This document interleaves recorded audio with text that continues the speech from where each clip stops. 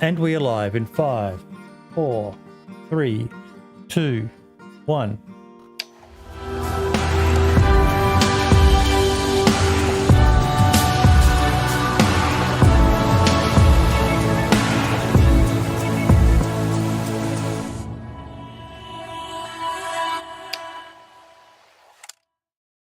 G'day, ladies and gentlemen, and welcome to the spotlight on the one, the only Mr. AlwaysStreams, who actually never streams. How you doing, buddy?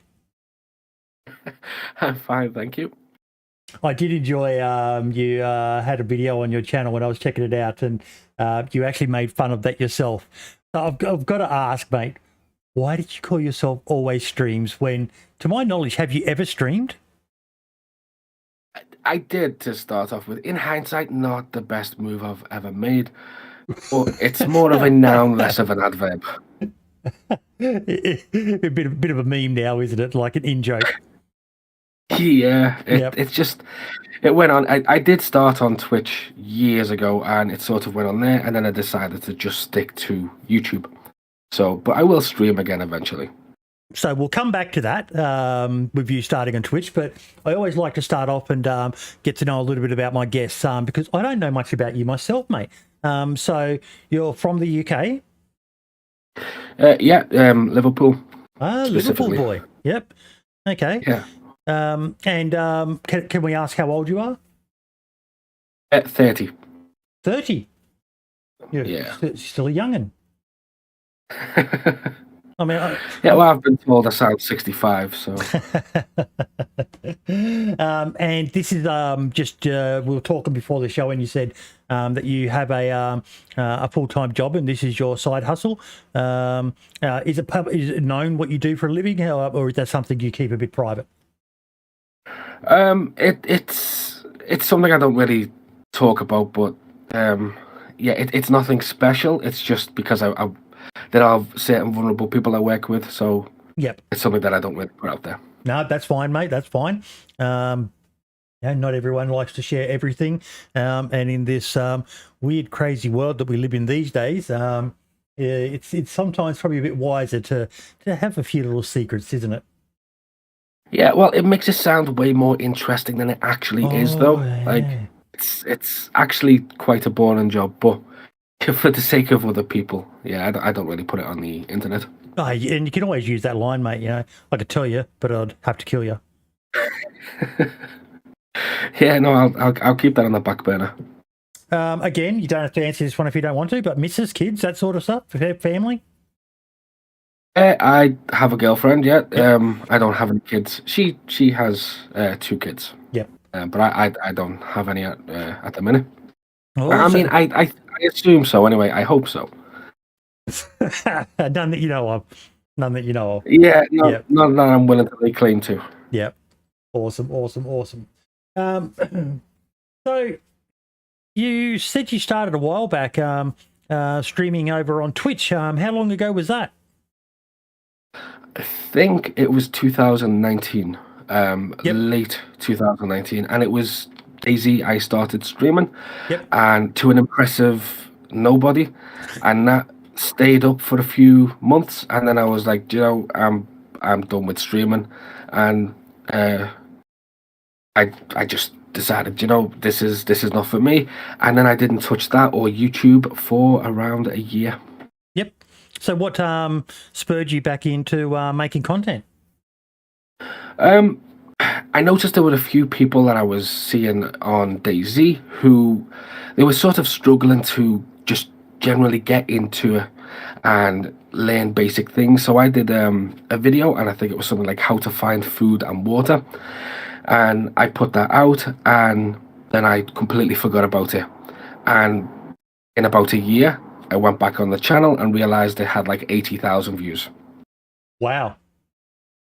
Yeah, and then I thought, well, you know, people have benefited from that, so what I'll do is I'll make more videos. So then I made server videos, which again are like my second most successful or something along them lines. Mm-hmm. I made some server videos for people, and I actually made them at the beginning of the year, and then I thought what I'll do is I'll put them out at the end of the year. And for whatever reason, I forgot about them again.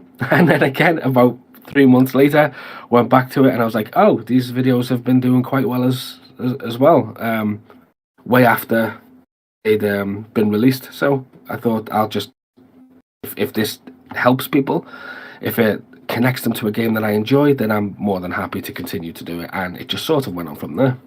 Now, are you looking at the page that I've got up? I am. Have you ever seen this website before? Nope, first time. It's called Social Blade. So this is all publicly available information, and it actually shows your stats, mate. And you're a B- YouTube content creator. Which is more than I got in school, so I'm quite happy with that grade. And then, yeah, they do that. I always love the estimated earnings. And no, I don't want you to tell me how much you make, mate. That's between you and the missus and the tax man. But I always love. They said? Sorry. What have they said? I can't see the estimated. It's estimated that you earn yearly between $845 and $13.5 thousand from your YouTube ad revenue. Yeah, that's not that's not accurate at all. Like it's not really. I'm not in it for the money, which is just as well, because it's not a well-paying thing at my level. Well, and you said before, mate, that you actually get hit quite a bit with demonetization, which I don't quite understand. What reason are they giving for that? There's a few videos that I've ended with suicides. The animation, and I put it down to that. They just say content that doesn't fit with their ideals or whatever. So Wow. The only thing I can sort of fit it into is that. So, and there was a video I had removed completely by them when I took somebody hostage and forced them to eat their friend. I put that out, and they just had that video removed. They weren't happy with it at all. Yeah. It's just something you have to deal with. Now, I like this, mate. The last 30 days, your channel has grown 1,200 subscribers. Is that accurate? Yes. That is about right. That's some great growth, mate. That is some really, really impressive growth. Well, that usually, from what I'm aware, is how much it goes up every month. Yeah. More or less, around about the 1,000 mark. Which I'm quite happy with. It would be nice to triple that eventually. But yeah, 1,000 subscribers. I think in about 9 months, I've gained 11,000 subscribers. That's impressive growth, mate. Because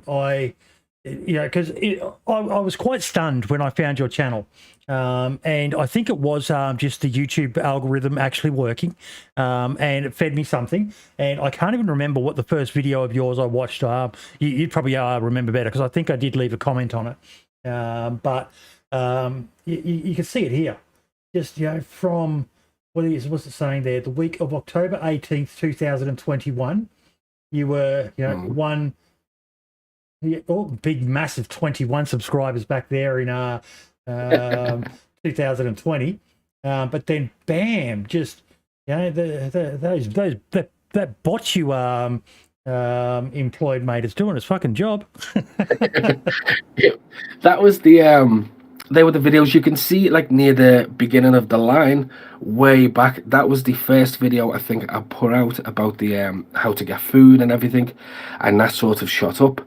But that was the first little bit, and then the second bit was the server guide. It was sort of how to find the server, Yep. what to do, the difference between them, and things like that. And then it sort of went up, and I'm really happy with it, to be fair. Your profile pic, is that Ukrainian colors, or is that something else? Yeah, it's Ukrainian colors technically. Like it was sort of put there, but then it just sort of became the channel colors. Yep. So now it's the channel colors, but it was plain black to start off with. It was like plain black, and then it was white, and Yep. I've messed about with it so much. I'm just like, that is it for now. I'm more than happy with the blue and yellow. Yep, it looks nice. I think it's quite a simple but catchy logo, easily identifiable. Yeah, even when like with your Discord profile pic is the A, but it's still identifiable. Just the way that you chose to do it. It looks Well, I usually, apart from Discord, I usually change the color to match whatever platform I'm on. So Twitter would be blue, Instagram would be like the pinky changey, like pink yellowish, and so on. But this is the only one I haven't really done it with. Okay, I need to. I'm going to do something. I've never looked at this feature before, but let's see if they get this right.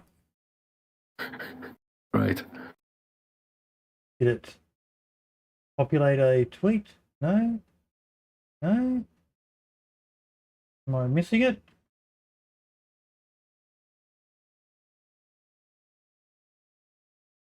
It's saying in 5 years' time, you will be a 615,000 subscriber channel. Really? Yeah. Wow. That is way more than my goal. My goal is by the end of next year to be at 20,000. What's it saying about that?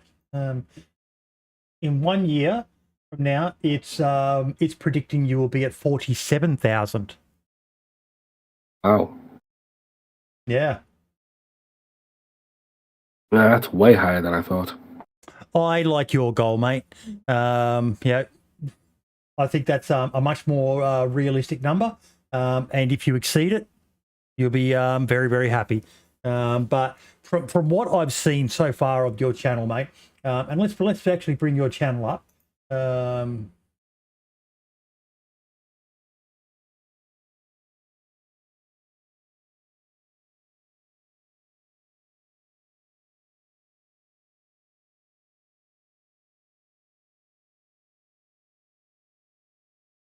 So you have that. There we go. Popular uploads.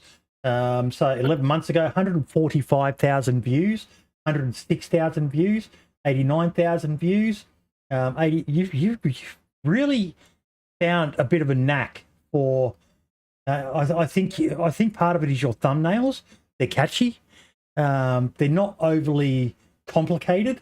Yeah, you look at some of the guys who are doing a lot of gameplay videos, and they've really got to invest a lot of time and effort into their thumbnails. Whereas the style of videos that you're going for, which is of the same ilk, there's quite a few people doing similar content to you. You've got Mark, you've got Archie.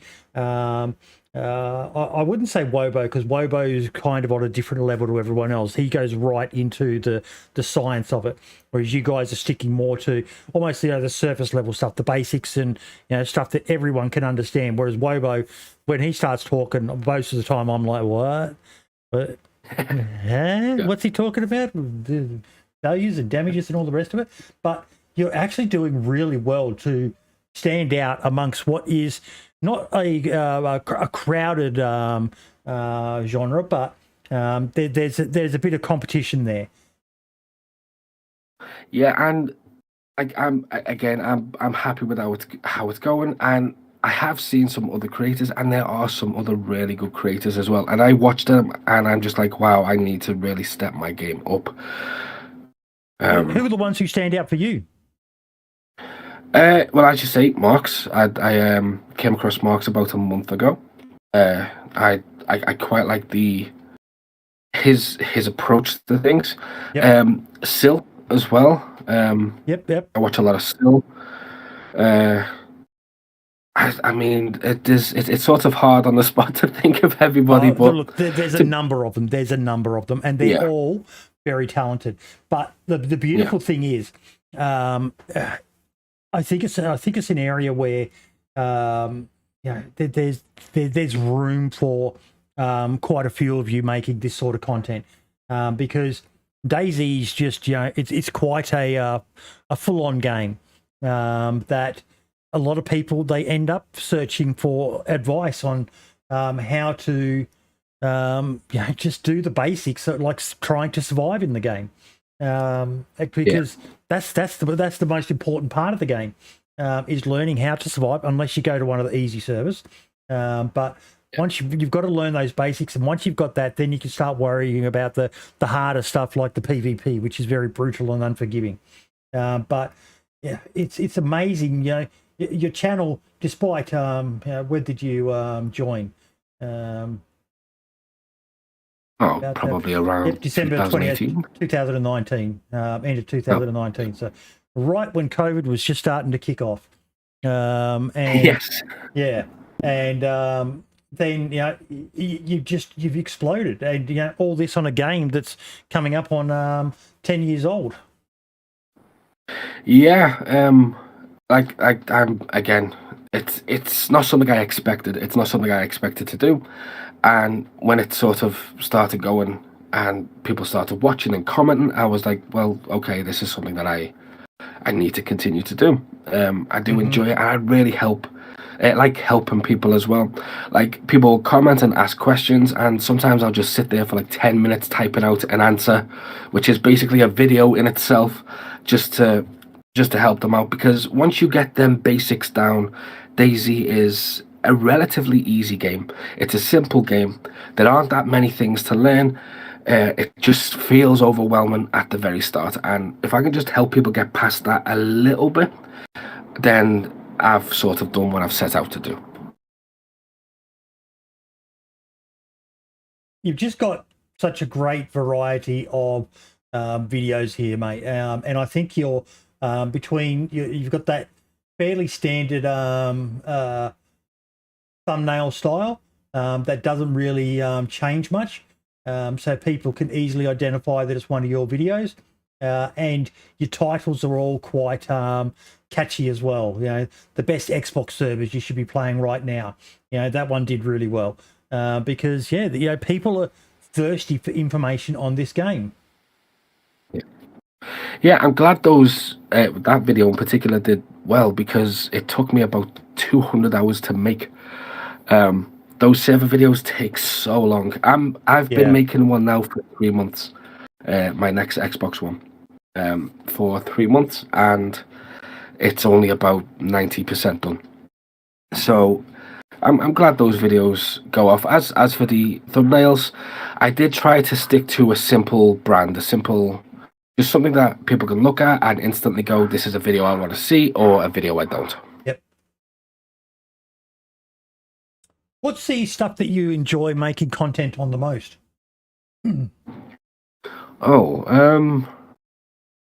Probably, like, for example, the how to not get lost, things like that. Things where I've never seen a video like that be done before, so I like starting completely from scratch. Whereas if I do like a how to fire a gun, I know that there's probably a billion of those videos out there. So I like sort of taking something that just isn't done or isn't really explored, and then putting it together the best that I can. So videos like that, and I've got another one coming out as well, and they're just ideas that I haven't really seen done or presented in a way that is really easy to grasp. So those, I like that. I enjoy that, figuring all that out. Comments like this one here make it worth it for you too, don't they? Hey man, your videos are awesome. Couldn't get into DayZ about 6 months ago, but your videos are awesome and have made the last couple of days getting back into it some of the most rewarding I've felt playing a game in a long time. You're straight to the point. Never say anything useless. Thanks, dude. Yeah, that is See, I never know how to respond to them, because there's no response that I could give that would match how cool that comment is. It's very humbling when somebody honestly takes the time out. The best thing you can say is it's comments like this that make it all worth it. Is what I think you should use as a fairly stock standard response, because when you do make content, you get people just who, obviously their mummy never loved them properly or whatever, and they've got issues and they take it out on everything in the world, and they'll just come in and they'll say something, and it still hurts you. But when you get these nice little comments like that one, That train, track, road, and power line tips were fire. That was so helpful. It's just it really does keep you. Yeah, obviously the little bit of money you get from YouTube is great, but for most of us, you start this as a hobby, and it's these comments that mean more to you than any money you'll ever make. Yeah, no, absolutely. Like you are right.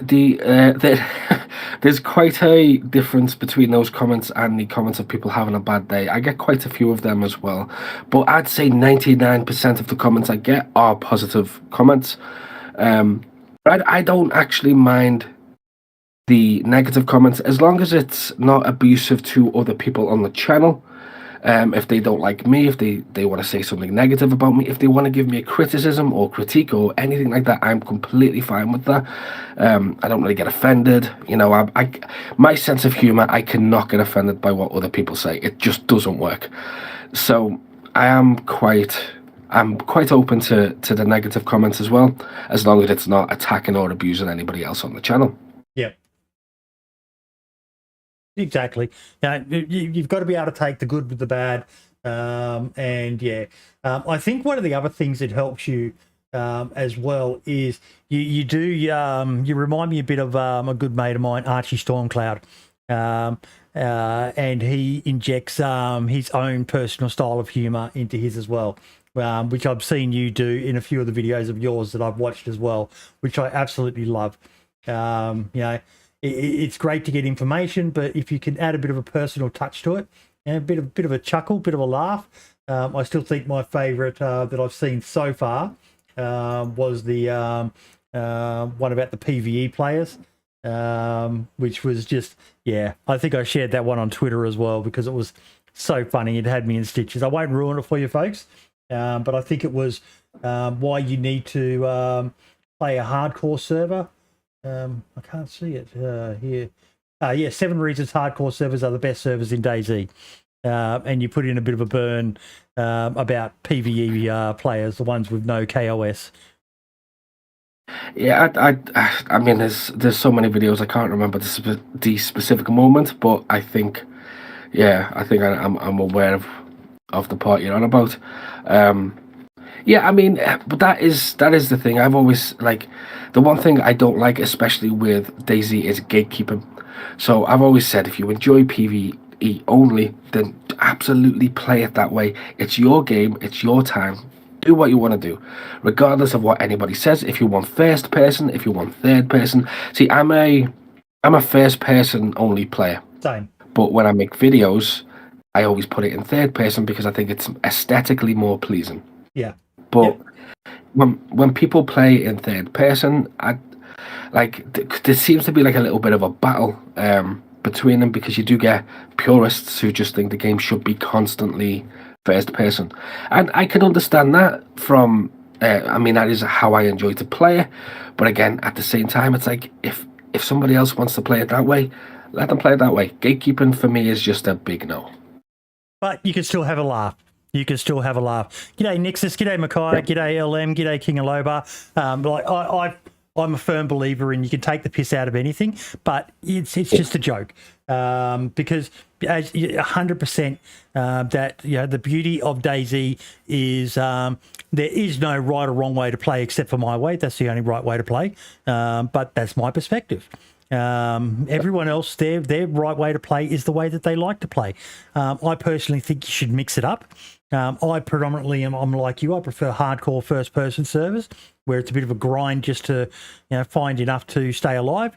But that doesn't mean that's the only way to play. Like I'm in a bit of a good old bit of a Twitter war at the moment with a bunch of folks talking about PvP in DayZ, and they're saying that vanilla DayZ should change, and I don't think it should. There's a few refinements that could come to PvP. But for the most part, I think it's pretty good. One of the things I love about DayZ is that a pleb like me, in the right circumstances, with a bit of luck, maybe a bit of tactics, can put a PvP god, the equivalent of a Toprek, on their ass. It's probably only going to happen 1 in a million times, but that one time, my fucking god, I'm going to be screaming and shouting the fucking roof down. I'm going to lose the other, 999,999 times, but there is a potential because the weapons are made that way. Their argument is that it's bullshit that a Mosin can one-shot knock a player with a plate carrier on.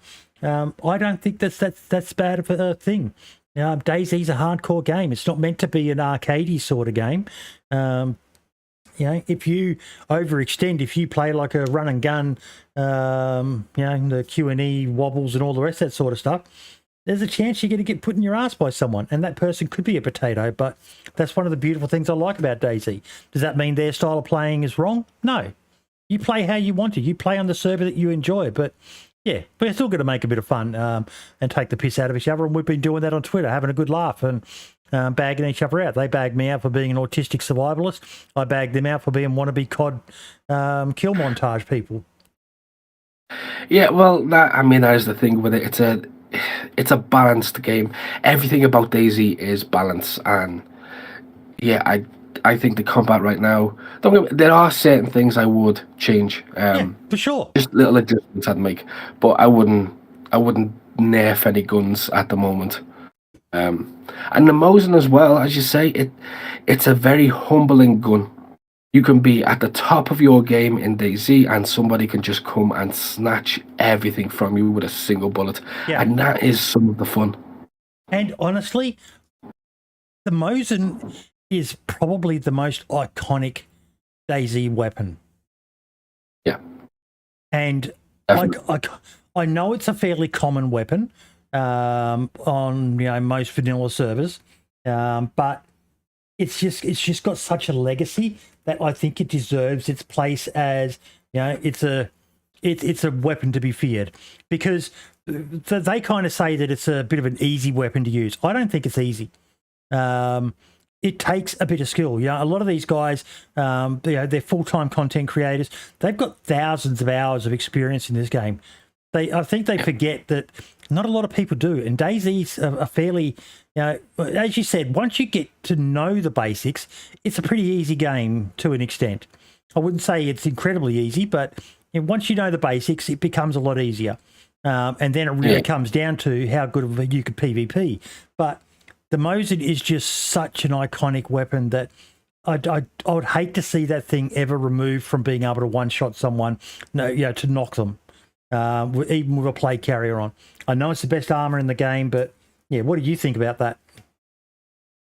I completely agree. I did a guide on sniping, and I think that was like one of the guns I recommended. I said you can find it on the coast, and if you're looking to do a sniping playthrough, then you can grab the gun and you can just go like a whole life. It's very easy to find, and I do think it's not a gun that you can't be very quick with it. There's still balance to it because you still have to reload it and sort everything out. So I don't think it's overpowered. And as you say, once you have some hours in the game and once you're used to PvP, you can become a lot quicker with the guns.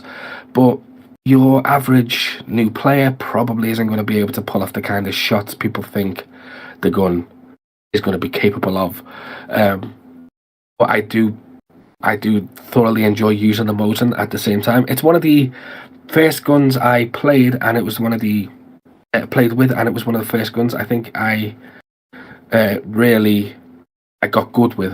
The rest of them were hit and miss, but that was the gun that as soon as you put a scope on it from however many miles away, because you're also limited in scopes as well.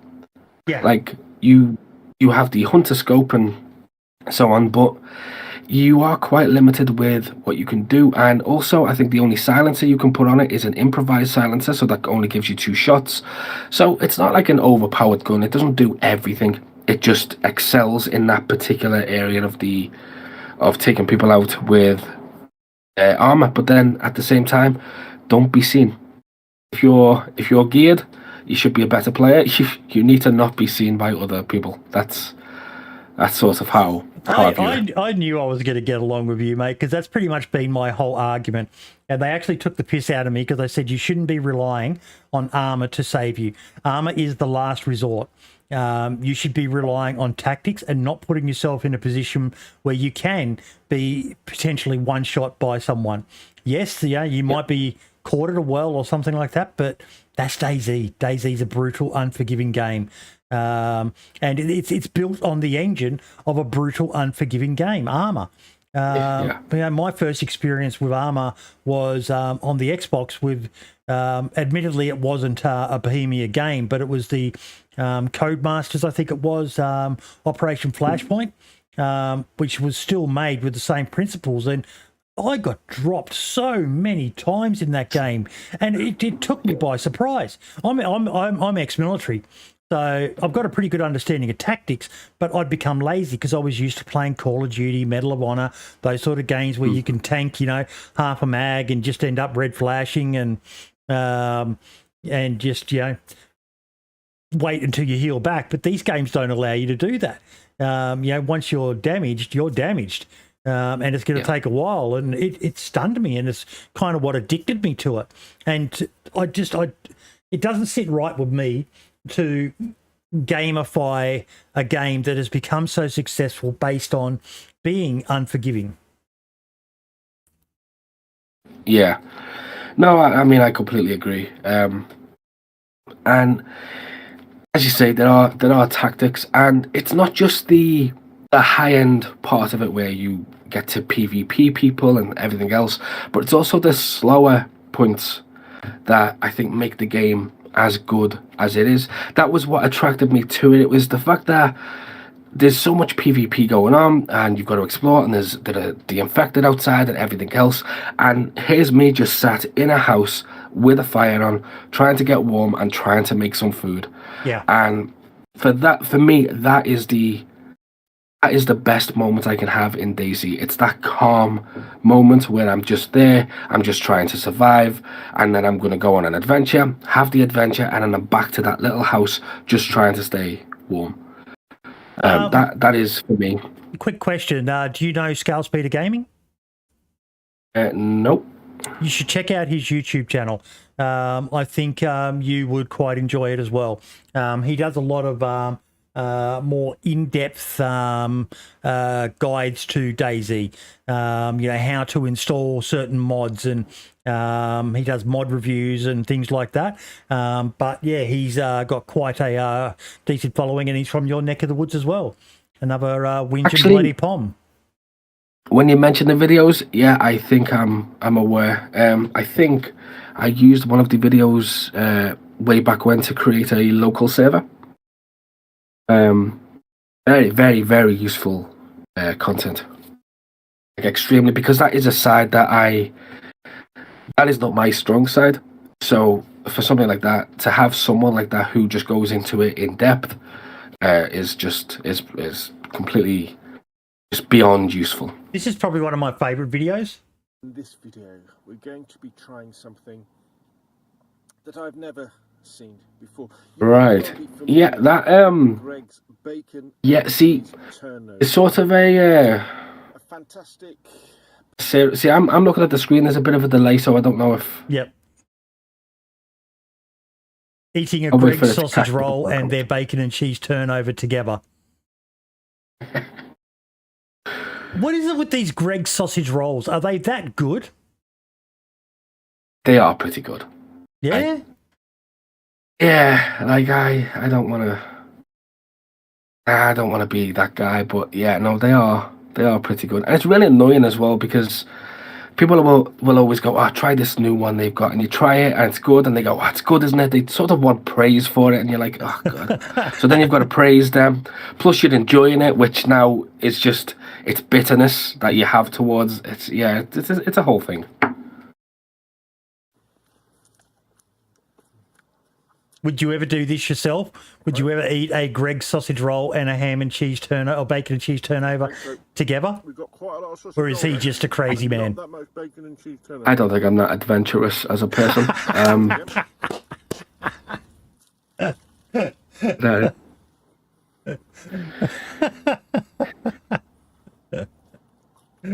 He loves to take the piss out of me, so I'm doing a bit of a piss take on him at the moment.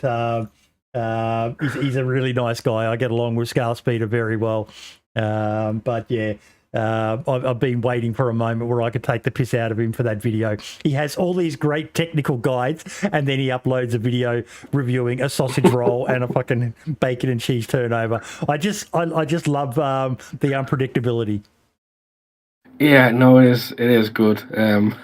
Like I say, very, very useful video though. I've actually went back to the local server one a few times, because as I say, I am terrible, but he breaks it down really well. He's got like, for anybody, that is the closest you're going to get for single player if somebody wants to try it. And I wanted to try it out to see what it was like. And for anybody who wants that, that is a great way to do it. Just set up a local server. It's got all the information there. He gives you links on where to download certain things to make like batch files and put that in. Very, very well done video, and it's one that I have visited a few times just to try out certain things in the past. I don't actually have a local server now, but I probably should set one up. It would make my life so much easier because a lot of my content requirement is usually quite organic. Yep. So it can take a lot longer to make the video than it might take most of the people because they're not morons.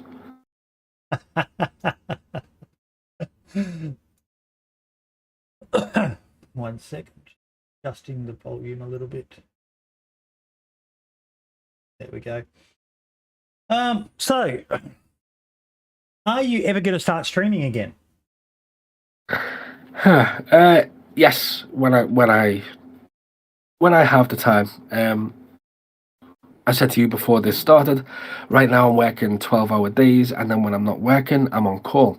Yep. So I can get into DayZ, and I can be on DayZ for 10 minutes, I can be on DayZ for an hour, and I get a call, and I have to take that call. So it's a bit stressful, but as soon as my schedule is much better, yeah, I plan on streaming quite a lot, because I have to. I have no choice. That is my name. I picked the name, and I have to stick to it now. And people mention it all the time. I kind of like the meme value of it, to be honest. And I love the reference you had to it. You know, yes, I know it's weird. I call myself AlwaysStreams and I never stream, but I don't know. Don't rush it. If we do it when you're ready, but don't rush it. I think it's it's good for the meme value just on its own, as is.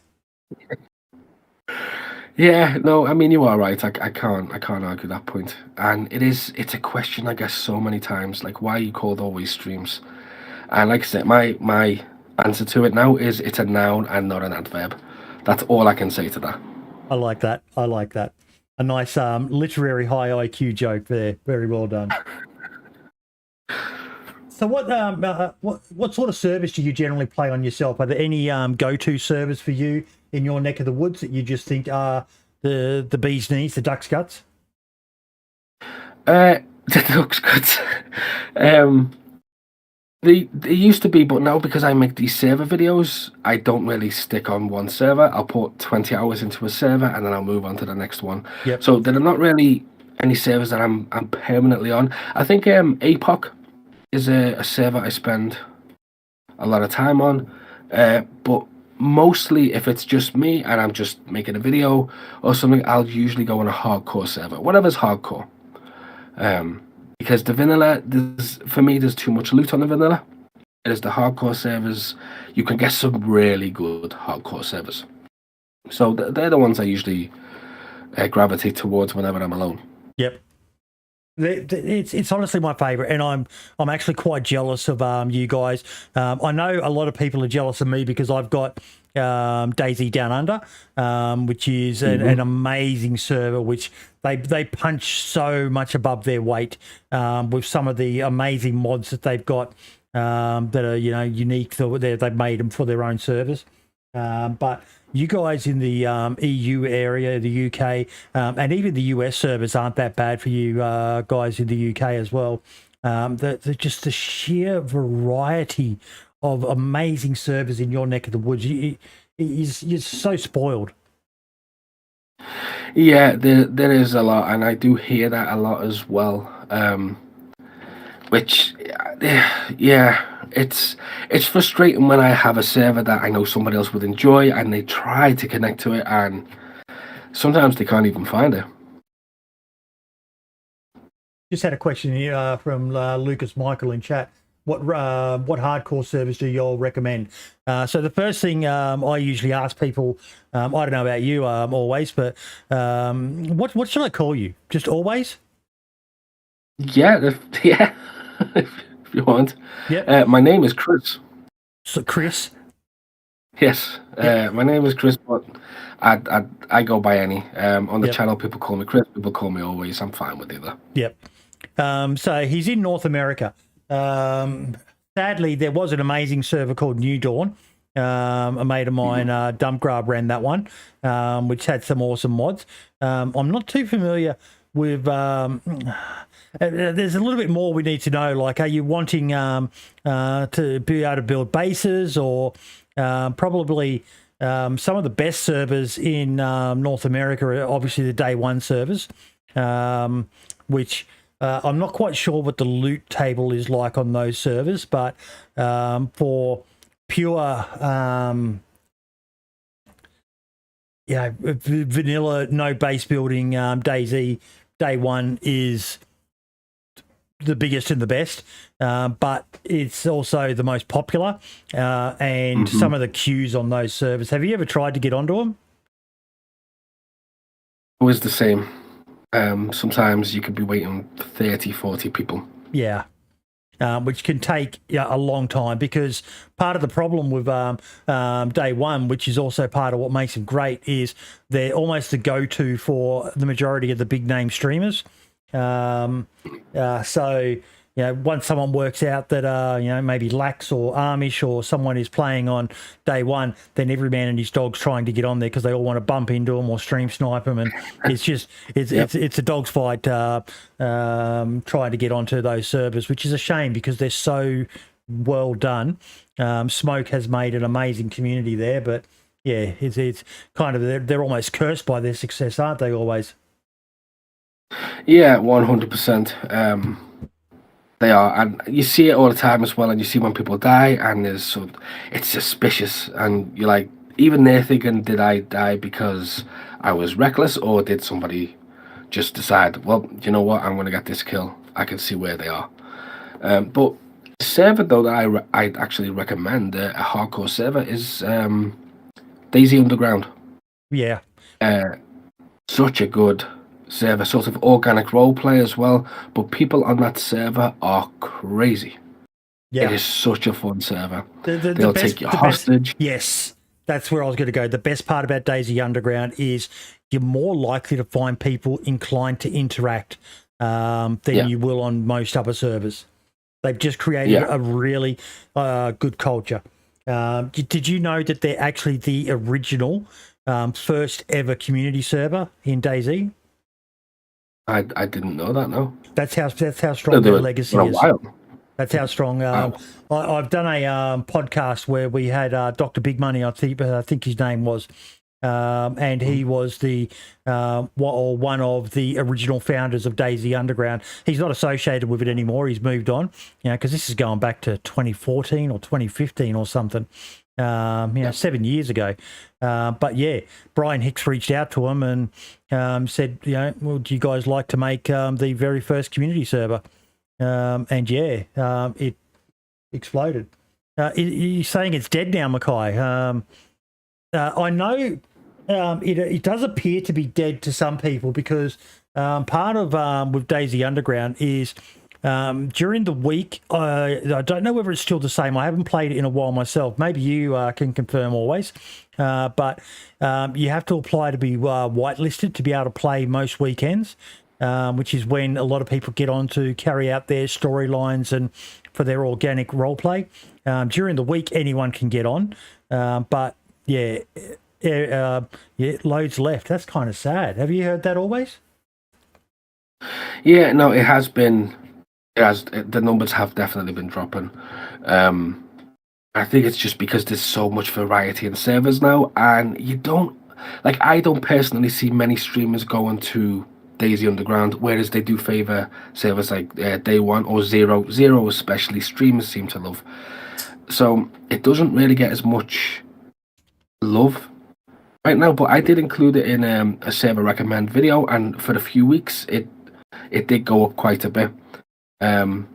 It's a shame because it can provide such a unique experience of DayZ, and it puts you with some really, really invested people, and I think that's the best kind of community. When people are invested, people are enjoying what they do, that's when you get some of the best results. Yeah, I might look into that, Mackay. I might send me a message on Discord, mate, because I want to find out more about that, because that's very, very sad. I would hate to see DayZ Underground of all servers disappear, because its legacy is, it's surprising to me that it used to be the go-to server back in the day. All the big names in DayZ were playing DayZ Underground. And to find that that's not the case anymore, that's kind of sad. So I might have to look into that. But yeah, what about any other good hardcore servers in your neck of the woods? I know there's Chernarus Has Fallen. Yes, that's a good one. See, it's hard for me because I'm trying to remember which is on which platform, because I play on all 3 platforms. Oh wow! Yeah, well, I make content for all 3 platforms. I make server videos for all 3, so I'm putting hundreds of hours in each platform every month. So it's hard for me to think what's PC and what's console.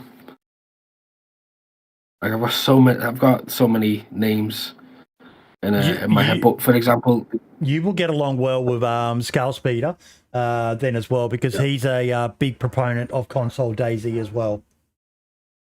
Yeah, I love DayZ on console. I took a break from DayZ on PC for about 2 years, and then just strictly played console, and then came back to PC. So I do enjoy it, but yeah, there are so many names going around in the head, and I'm like, is this console or is it PC? So it's quite difficult. What's your preferred platform and why? PC, and you know why? Like, I don't. But the thing is, I will defend console. I love console. I was raised as a console player. I got my first PC when I was about 12. But like prior to that, I was strictly console. So I do love console, and even now I'm like 400 hours into Xenoblade Chronicles on the Switch. So there's so much for me on console, and DayZ itself, I think the actual vanilla DayZ is the same as PC.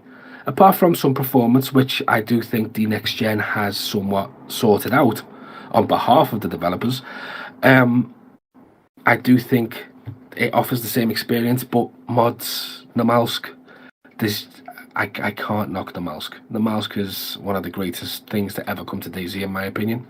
Yes, I was absolutely blown away when Namalsk released, mate. It was it was like the game was reinvented. Yeah, absolutely. It's just it added what everybody wanted, because we'd had like snow mods and so on, and it was good, and we knew it worked. But yeah, Namalsk is just something special. Just even the what do you call it? The temperature aspect of it was the frostbite. Again, that brutal, unforgiving nature of DayZ. It was just taken to a whole new level. And yeah, absolutely. Oh God, it was so good. Yeah, and it just, like, if you wanted a hardcore server, any Namalsk hardcore is a proper hardcore server. That is a game that you really need to work at. It's slightly less difficult now they've added rags, so you can build clothing with rags. So it's less difficult than it was. Yeah.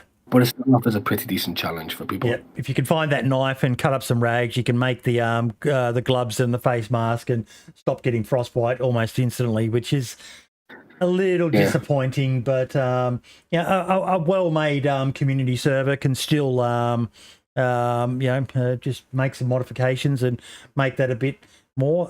Definitely one thing with the 1.19 changes and the condition of a lot of items spawning in as damaged and badly damaged, that's going to keep people on their toes on the survival side, isn't it? It will. That was something that was in the game years ago, and they sort of got rid of it. And I think they got rid of it accidentally. I don't actually think it was a purposefully done thing. I think something didn't work in the code, because DayZ is just a battlefield of code. I've said it a few times before. Yeah. And I think they couldn't get it to work the way they wanted, so they sort of removed it, and then they've re-added it, and which I agree with the Madness. I don't necessarily think it was that required.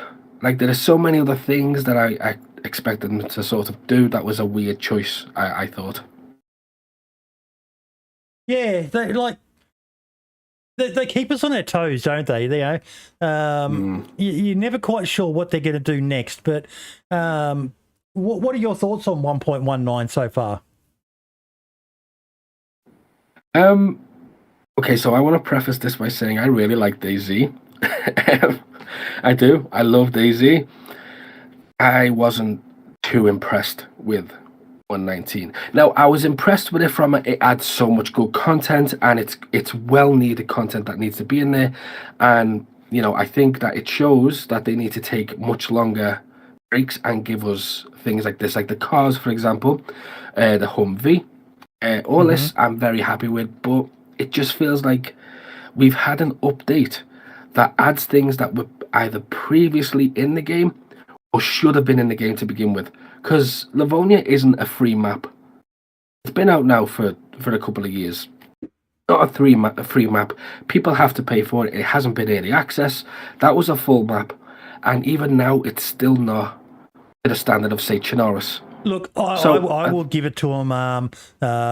Sort of ties into what Adam Bomb said there about there only being one bunker and it's on Livonia. From a business aspect, and at my heart, I am a capitalist whore.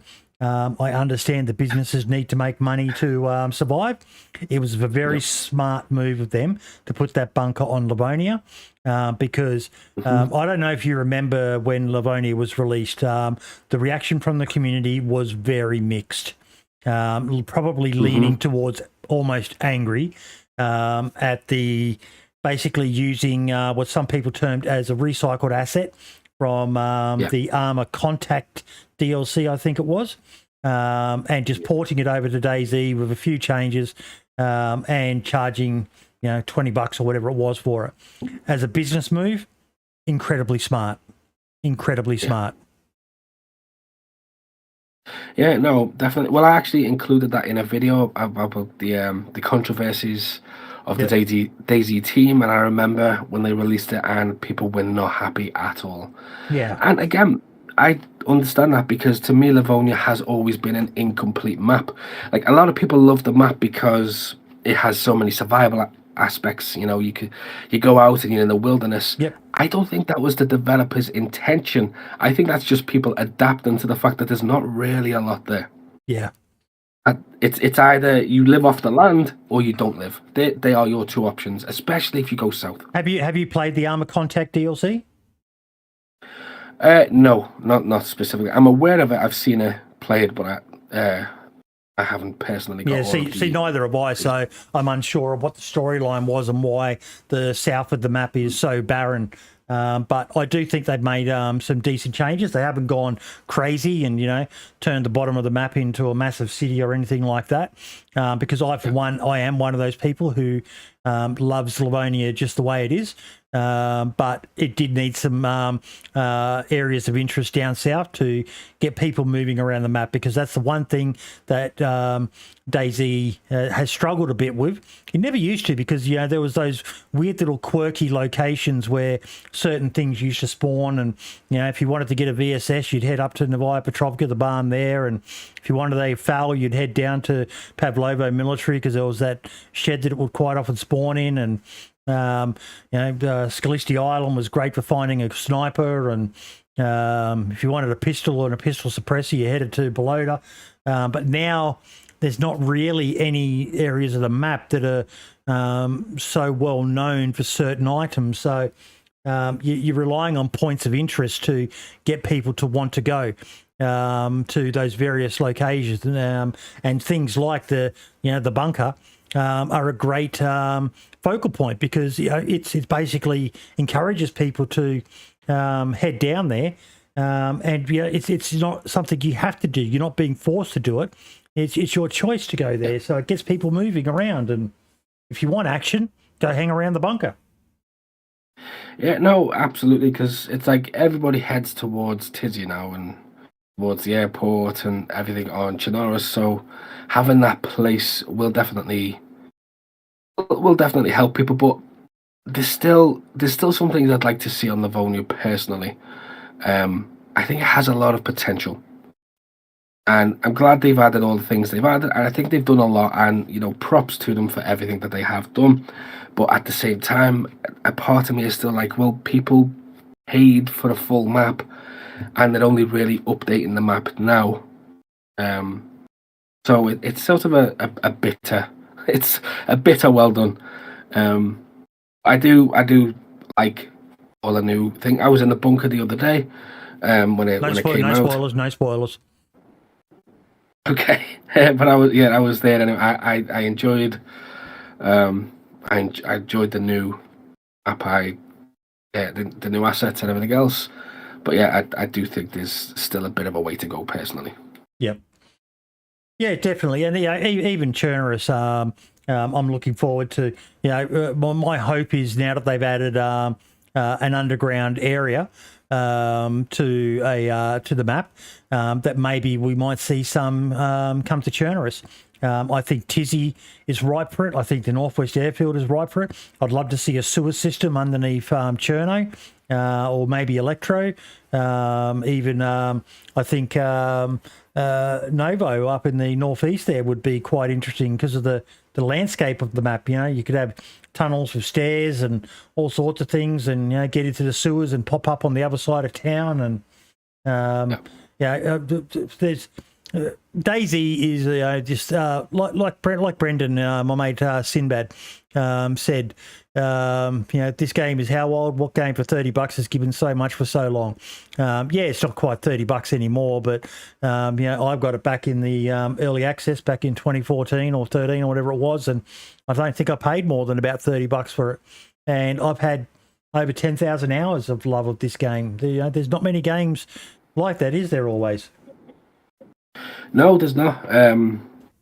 Like there are games you can sink so many hours into, but I think the reason it's good is because it's quite a basic game. There's not really a lot to it. They sort of give you the tools, and then you go and do whatever you want to do. Yep. They give you the tools to explore. Everything is there, and then it's you who makes the story yourself. And I think that is one of the core reasons people enjoy DayZ so much, and it's certainly why I enjoy it. There's no hand holding, there's no scripted events. But that is something I will mention though, and that I really like about the DLC is they've worked on dynamic events. I think that is the way forward. Yes, that is such a really good investment. I'm really glad there. You brought that up. What else could you see them adding? Oh wow. Well, I suppose there's sort of a lot of potential for like some lore events. So certain like contaminated, like small contaminated zones and things like that, where you can go and get some special loot. If there's just so much. Dynamic events are the way forward, in my opinion, because it allows us to have the freedom we have while also adding new content to the game. I'm trying to find something, and if I can find.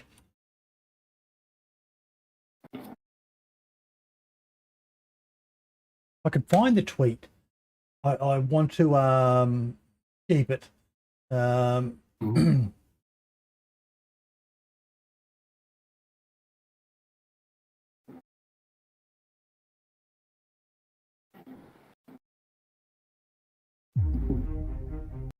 Okay, that's in German. That's not it. But it was from Brian Hicks. Okay, let me.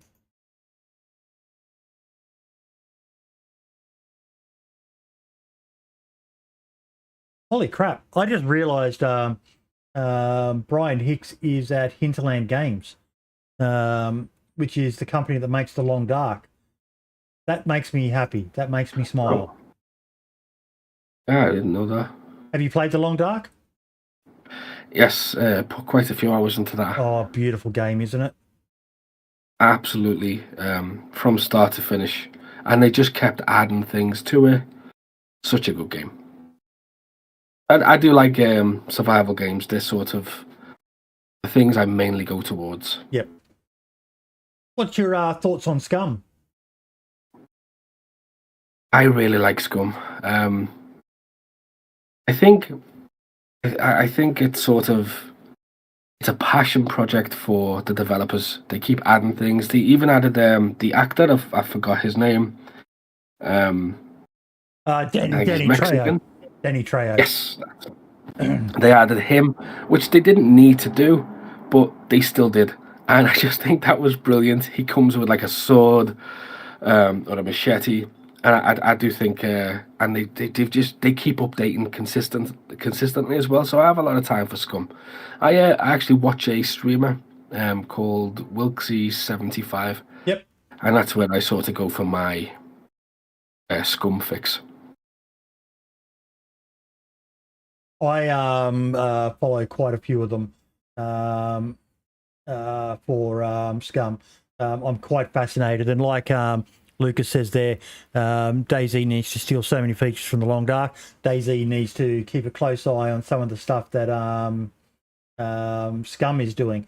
Like the crafting in Scum is one of the things I love the most, mate. It is just absolutely phenomenal.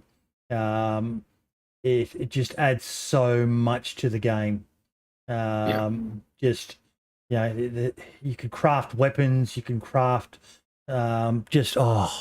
even the base building side of it. Like, do you do much in the way of base building in DayZ? Yes, whenever I'm on a server for more than like 15 hours, I'll usually set up a base. I usually avoid the more vanilla bases because there's no point in having them. But yeah, if I'm on like a vanilla server with no base destruction adjusted, then I'll usually just make a stash.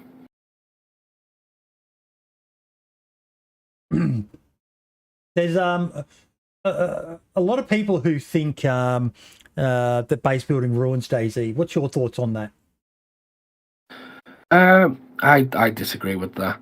I think it's good, but it needs a lot of work. Again, it's one of those areas where I think, like, I know they've said that they're not really focusing on that, but I do think they should add more base building aspects. I think right now base building, like vanilla style anyway, it's too simple and there's not really much point in it a lot of the time. So I can see why people don't like it, but I think if you could do it properly, I think there'd be a bigger argument for it being done. For the life of me, I can't find this tweet. So back to the dynamic event. Basically, Brian Hicks shared a image. Now, I'm not sure if it was something someone else had made, and because he does like to share stuff, but this was back when he was at DayZ. And it was basically a dynamic event that happens in cities where a structure there, and we've seen it done in some of the mods. Where I think it's the Survivor Missions mod, where you'll get a call that a mission comes over the radio. It just comes as a message in chat, basically saying that you need to go and to this certain building and get in there and get something and bring it back. What his idea was, a structure that was fortified and has become overrun with infected. So you've got to break into it. potentially, and kill the infected in there to be able to get whatever loot's inside it. And it's something that, you know, you'll find all around the map at any time, or, you know, it could be anywhere on the map. You'll never know where, you know, you'll just be spawning in, and then you see that, you know, there's a bunch of infected outside a building. You're like, holy crap, that's that dynamic event. Things like that. I'm 100% with you. Dynamic events, there needs to be more of them. Yeah, definitely. And that sounds really good. That is one of those things that you can get like a squad, you know, really team up, or even team up with somebody else just randomly that you encounter and be like, do you want to go take that building? I can't do it alone. It would be good to have some backup. And then you have to deal with the whole, am I going to be betrayed or anything like that? Yeah, dynamic events, like, that is one thing that I absolutely love that they focused on in the new update. That is, again, you know, got to give them props. They exceeded my expectations, but again, there are certain things that I would like them to sort of iron out a little bit more.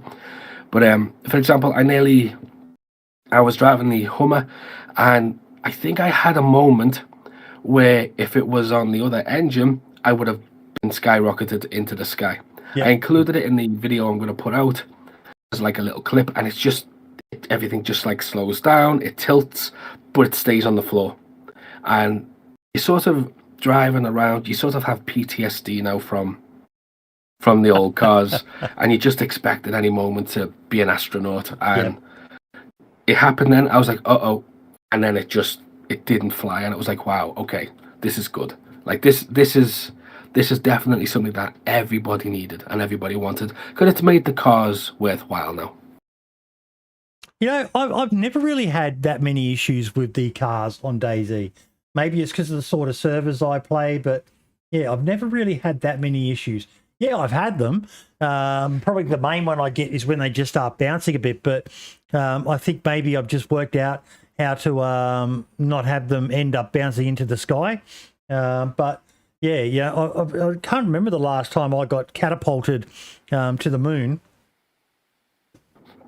Yeah, mine was about 2 weeks ago. I entered the car, and it was over. I had a friend, and like I as soon as I entered, I was dead. That was it. Screaming off, "You are dead!" I just heard it hit the floor. I was gone. And when I ran back to the thing, and I was like, "But where's the car?" He was like, "I don't know, somewhere in the south." Have you seen the bug where you can go beneath the map and you start hearing all the noises? Yeah, I'm aware of it. I haven't actually experienced it. I'll show you it. Give me one moment. Okay. I know they said they fixed the under the map bug as well. People falling into the water. The terrain bug, which is good. Okay, make sure you've got your audio on, because that's a big part of this. Yep, we are good to go. Let's go to the right screen.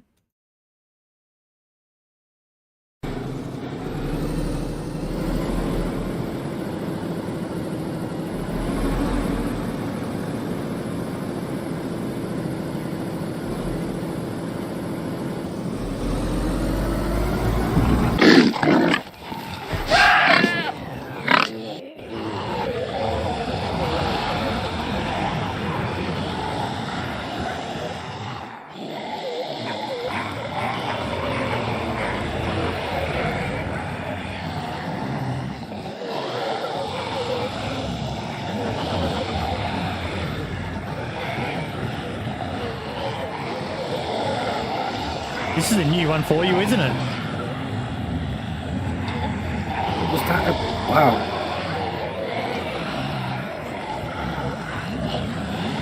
Yeah.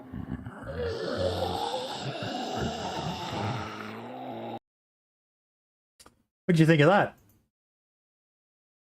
That is like every noise in the game all at once. That is very unsettling.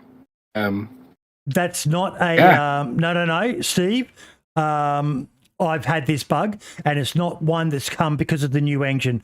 I actually had this, I think, about 4 weeks ago.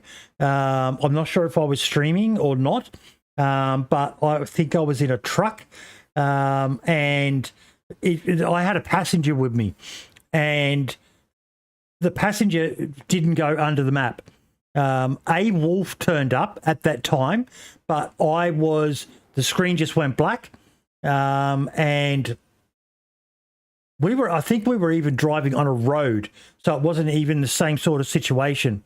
And I didn't get all the zombie noises, but I could hear animals everywhere, and it was every animal. So it caught me by surprise as well. I was like, I've got no idea what is going on. This is quite bizarre. But yeah, I can confirm 100% that is genuine. I don't think I was streaming, otherwise I would have shared it with the dev team. But when I saw this, I was like, okay, I can now show everyone, because I was trying to describe it to them what it was like. But yeah, I had all the HUD of the vehicle. I couldn't get in or out of the vehicle. I couldn't turn the vehicle off. I was just stuck there, and I just had to log out. And when I logged back in, I was on top of the truck, and my mate Moonshine had killed a wolf. There was one wolf turned up at that time, so it was fucking bizarre.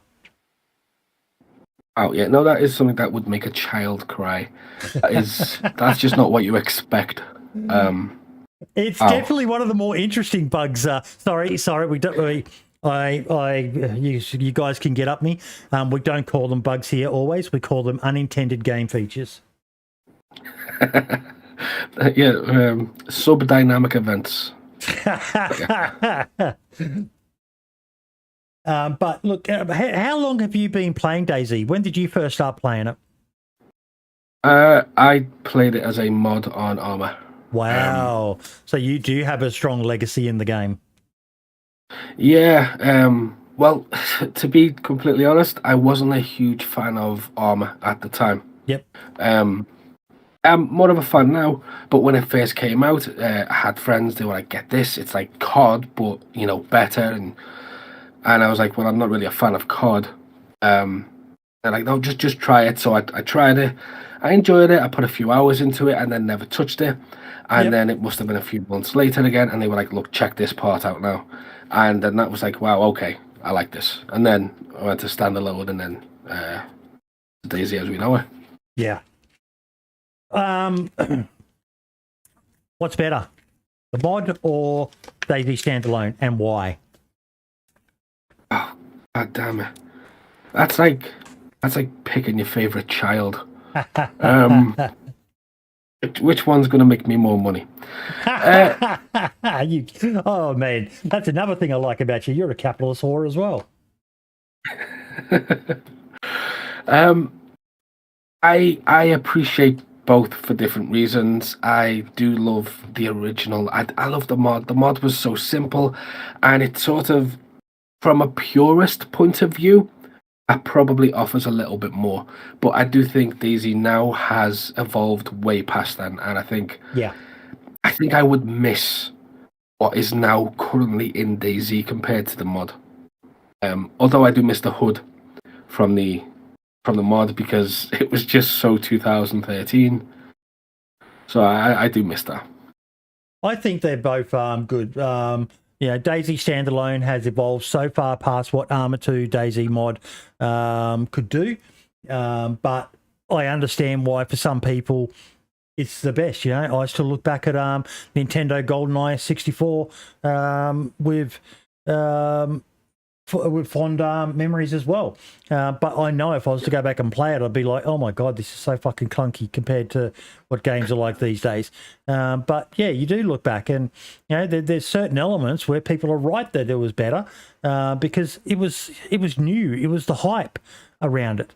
It was I think Dean used to call it the anti-game because it's pretty much nothing else was really like it, bar maybe Minecraft to an extent.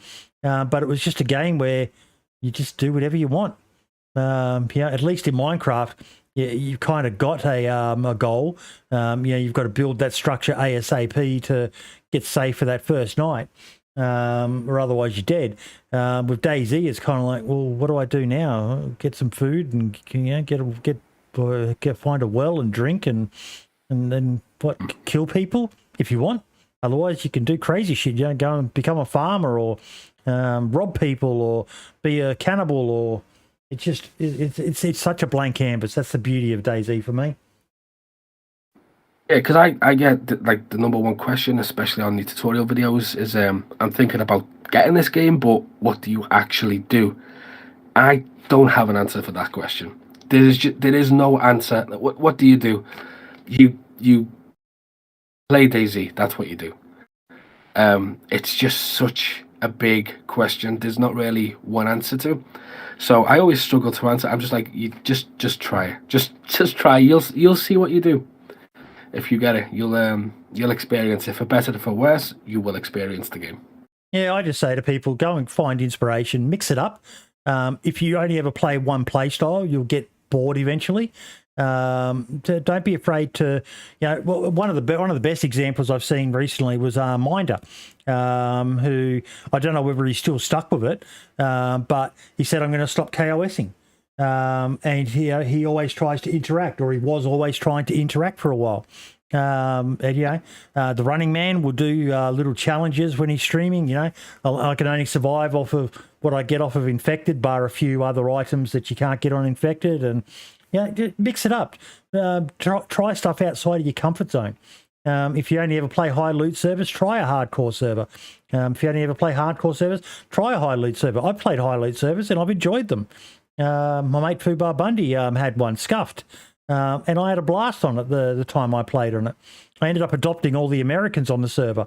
We had a big base in Vybor, right near the Northwest Airfield, and we had a fucking ball of a time. Whereas most people who know me, they know that I prefer hardcore, fucking grinding, struggling to survive servers. Yeah. Well, that is a thing as well. The killing on site. I don't kill on site. Like, okay, it happens, but very, very rarely do I kill on site. I need a reason usually. Yeah. So it will lead to a lot of the times where I approach somebody and they shoot me. Whereas I died so much to that. Yeah. Whereas I do get sort of so many good interactions with people that I don't mind taking the risk, and I can be fully geared and somebody could come and shoot me and I'll just start again. I don't care. Sometimes I'll just exactly. I've got to that state. When I first started, it was a big thing for a couple of years, to be fair. It was a big thing, but once you start to appreciate DayZ, you understand that it really is the journey rather than getting there, because it can be quite dull sometimes if you have all the loot you want. It's like then you have to start looking for PvP or building a base or doing something, but getting from that point to the gear you want, that for me is the best part of DayZ. Exactly, mate. It's just there's so much to anything you want to do. You can pretty much do it in this game, and PC especially has really allowed that to change. Scale Speeder, he's had a few videos out recently talking about DayZ Dog. That mod is absolutely fucking brilliant. I love that mod. But I'm so scared of basically adopting a dog, because I did have one on the server I've been playing recently, and it died, and I was fucking devastated. I was devastated when it died, because I'm a dog person. I love dogs, and when it died on me, I was so sad, mate. Yeah. No, I can see that. I'm a dog person as well. I've got several dogs. Yeah. So I completely understand. It is a good addition.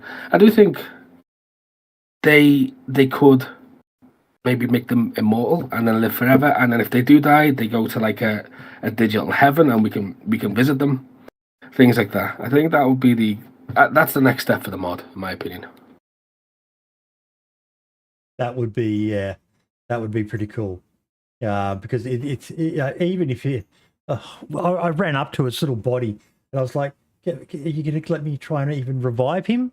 No, you cruel bastard. That's fucking terrible. Yeah. Yeah, no, I can understand that. But you know, it's part of the game, I suppose. But that's not really a part you sign up for. No. What do they say in Hollywood? It's like the curse: you never kill the dog, and that's why it was such a big thing when they did it in John Wick. Yeah, like they killed him, so they killed his dog, so he killed them back.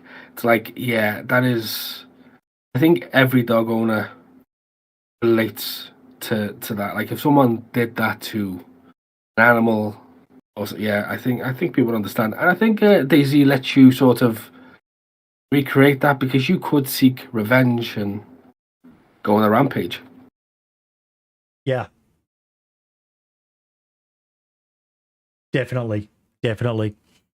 What would you like to see added to DayZ in the vanilla version of the game? What do you think it needs the most? Code locks, vanilla, proper code locks. That is one of that's the only real mod that I miss when I play on console. I think code locks they need to bring that in. Just general stability upgrades. There's not really a lot there that I think is missing as much as like other games. I would like a few more guns, to be fair. I'd like it to be more difficult to get certain guns. I just feel as though right now it's not that once you learn where you're probably gonna get a good gun, it's not that difficult to go and get a good gun. So I think it would be nice if they made that a little bit more difficult. I don't know if I agree with you on code locks. The server that I play on here in Australia, the DayZ Down Under family of servers, they've got a really interesting mod for their server, and it's basically the combination locks that exist in the game as is. They've got it set so that it remembers the code, but you still have to stand there and be stationary and hold the mouse button while it turns however many digits are on that combination lock. They've added up to a 5-digit combination lock as well, so it's not an easy thing to break into. The 3-digit ones are quite easy, as we all know. You know, you can spend an hour usually and you'll crack them, if probably even less than an hour in most cases. But the one issue I have with code locks is, you know, particularly on like a no stamina server, old mate just, you know, sprints in there, taps the door opens, he runs in, and as he runs in, he closes the door behind him, making it very difficult for someone who's been patient enough to door camp them to actually get them. So yeah, the thing I love with this mod is it removes that having to alt tab out to your Discord channel and check what the code is and enter that code, which, you know, that is more realistic. But this is a nice midway point, I feel, where it uses the existing assets in the game, but has improved them to make them a bit more user friendly. What do you think of that idea? No, I can see that. My main concern was security when you're not there, rather than getting into it. But I can and have had that done to me where I've sort of camped out a place and someone just ran in really quickly. They get in, they close the door, and you can't get a shot off. So I do think, yeah, there's a lot to be said for that, and making people sort of wait to get into their base. But it's just for security, because right now the vanilla doesn't offer anything in terms of security, or you can go through a code lock in 20 some odd minutes. Like, you can just sit there and go through it really quickly. It's not that difficult to do. So I think just in terms of security, when you're not there, it's good. But yeah, no, I also agree. It would be nice if it took a little bit longer for people to get in. So you need to make sure that nobody is camping you out, and it is a risk every time you go in and go out. Yep. Yeah, I like that idea. You know, it's such a lot of work goes into making a base, especially on your more hardcore servers, and in most cases, you know, just with you know, sometimes someone will actually, you know, break server rules and glitch, or you know, 6 grenades, which on some servers isn't that hard to find, and you're through a vanilla door. Yeah. I would love to see them improve base building. I'd love to see them add methods like dump grass barricades mod, where you can lock down existing structures with doors and barricade the windows and things like that. Because that'd be more what people try to do rather than building a standalone structure. But diversity, let people do whatever they want to do, fortify an existing structure or build something standalone. But at the moment, especially on vanilla where you can't stack walls, one person finds a truck or they build a watchtower and they can just jump straight into your base and then destroy it all. Yeah, I do like the barricade mod, adding the planks to the windows, and I have a lot of time for that mod. That would again be nice, as you say, just adding to existing structures, because I think it would be nice because you can do it anyway. Like, you can build a wall and block off a place. This just makes it look a little bit better. Yeah, definitely does. Yeah, that's all. Because you, like I say, you can add a wall to wherever you need the wall to be. But yeah, just being able to do that and just make it look like somebody's base with boards up on the windows and maybe some camouflage and things like that. Yeah, definitely. And also, sorry, go for tackle combat logging. A combat logging, I'd make it so if somebody was in a certain amount of distance, you weren't able to log out. Like, what would be the penalty if they did? I mean, that's a good question. Maybe I don't know. Maybe it can see it couldn't kill you because sometimes people lose connections. Yeah. I think it should just stop them from doing it and make it more inconvenient, so the person has to turn off their system or something to exit like that. Because there have been so many times I came across a combat logger the other day, and went into like the little sheds by the houses, and he went in, and I knew he was in there, and I camped him, and he stayed in there, and I eventually opened the door, realized he'd gone, so I blocked it with a wall, built a wall, and blocked the place in. Yep. So when he logged back in, he basically had to F11. Yeah, I like that. So that's I actually have a clip of it somewhere as well. I was going to include it in a video. It's from months ago, but yeah, combat logging for me is a big issue, and I think because people do get afraid to lose gear, which I understand. It takes them a long time. They see somebody coming, they're like, I don't want to lose all this stuff. I'm going to have to hide, but then you should hide. That should be the response to that. If you don't want to fight, you should hide, sneak, or do a multitude of things. I think combat logging it's not really something I agree with. I'm not a fan of it either, mate. It's quite a scummy thing to do, and yeah, just I don't like it. It really rubs me the wrong way when people do it in the game. It's obviously there are times where you have to, but I lean more towards, sorry, dude, you've just got to bite the bullet and cop the L on this one. Just you need to let those guys kill you. It's a scummy thing to do to combat log. And it also kind of ruins what was potentially a great interaction for people. Yeah, 100%.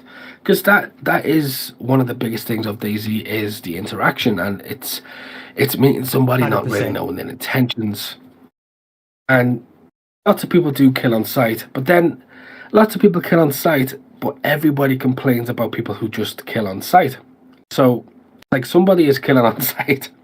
I notice when they have like a new update, like now, for example, 119 is sort of everywhere. So when this properly drops, I notice kill on sites go up quite a lot. Like whenever they have a new update, you get players who aren't like casual players who sort of come in, they join for the update to see what's new, and that's when you start getting a lot of kill on sites. Yeah, definitely. I don't think KOS ruins the game. I hate it. I hate being KOS'd. I always feel like it was a loss of a potentially a great interaction. But I don't hate it. I think it's an important part of DayZ. Yeah, 100%. Yeah, 100%. I think it's when you have it done, especially because when I did that sniper video, Yep. I collected all those guns. Now that took a while. That wasn't like modern or anything. That was me collecting guns for hours, storing them in a base, and then taking them to a place not far from the base to sort of make the video. Because that's usually what I do. I set out certain tasks when I'm playing. I'm like, well, I know I'm going to make a video about this, so I'll get these items and I'll put them there, and then when I need them, I'll just sort of stack them out. But it took me about 5 hours to find the VSD. I looked everywhere for it, could not find it. Finally found one, and within 2 minutes of finding it, one shot, killed, lost it. And I just lost it. I was so happy. I was like, I just need to get around this corner to my base, put it in there, and then I can go get the VSS, and which was the other gun that I was missing. And somebody shot me within like 2 minutes of getting it. Yeah, I was just out. It was like, wow. Did you rage? Did you rage quit? No, I'm I'm quite laid back, but I just as soon as it said you are dead, I looked at that screen for about 5 minutes. I was like, no way. Good on them. They seized that opportunity. I hope I hope somebody, yeah, they seized that opportunity. I got killed the other day on my stream, and oh my god, mate, I was so salty, so fucking salty. Oh, they KOS'd me. I lost a vehicle, I lost a bunch of nails, and it broke my heart, mate. It broke my heart. Yeah, I can understand that. Yeah, it's part of the game, I suppose. But if like they do offer no kill on site servers, and but it's not the same. At least, you've got to have that fear of dying at any second. Yeah, absolutely, because it makes things so much more interesting, and you also meet some really cool people there. And eventually, once you've been in your first gunfight with them, you sort of form a little bit of a bond. Yep. And that's when you really know, okay, this person didn't shoot me in the back. But then at the same time, and again, I have a clip of this I'm going to include in a future video. I met a guy in a ghillie suit and overheard him. I don't know if he pressed the wrong button, but he was having a full conversation. We decided to team up for a little while, and he was having a full conversation with somebody else, telling them his position and explaining what kind of gear I had. Wow. So, yeah. So I sort of I ended up shooting him when his friend turned up. I actually included me shooting the guy in a clip we both drew at like around the similar time. Once I heard his friend's footsteps, but that was a close one, a very close one. He screwed up. Oh yeah, absolutely. Because I would not have seen that coming, because he was just such a genuinely nice guy. He offered me food. He was like, listen, I've got this spare gun if you want this gun. I was like, yeah. He was like, what have you got? And then I realized when he was offering me these guns, he was just trying to fish what I had. Yep. To tell his friend. So I messed up there. That was my bad. Well, you didn't die though. No, and I killed his friend as well.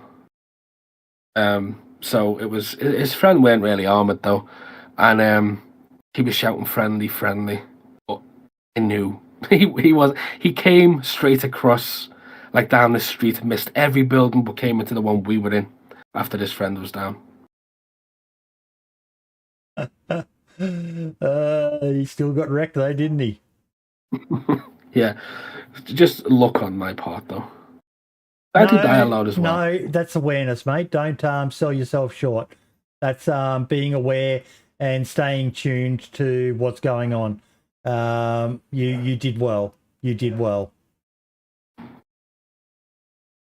I'm glad, but I mean, I suppose him sort of outlining his plan was a pretty good indication. I bet you he's not going to make that mistake again anytime in a hurry. No, definitely not. Did you get to hit? Did you do it with style, or did you just take the chance when you had it?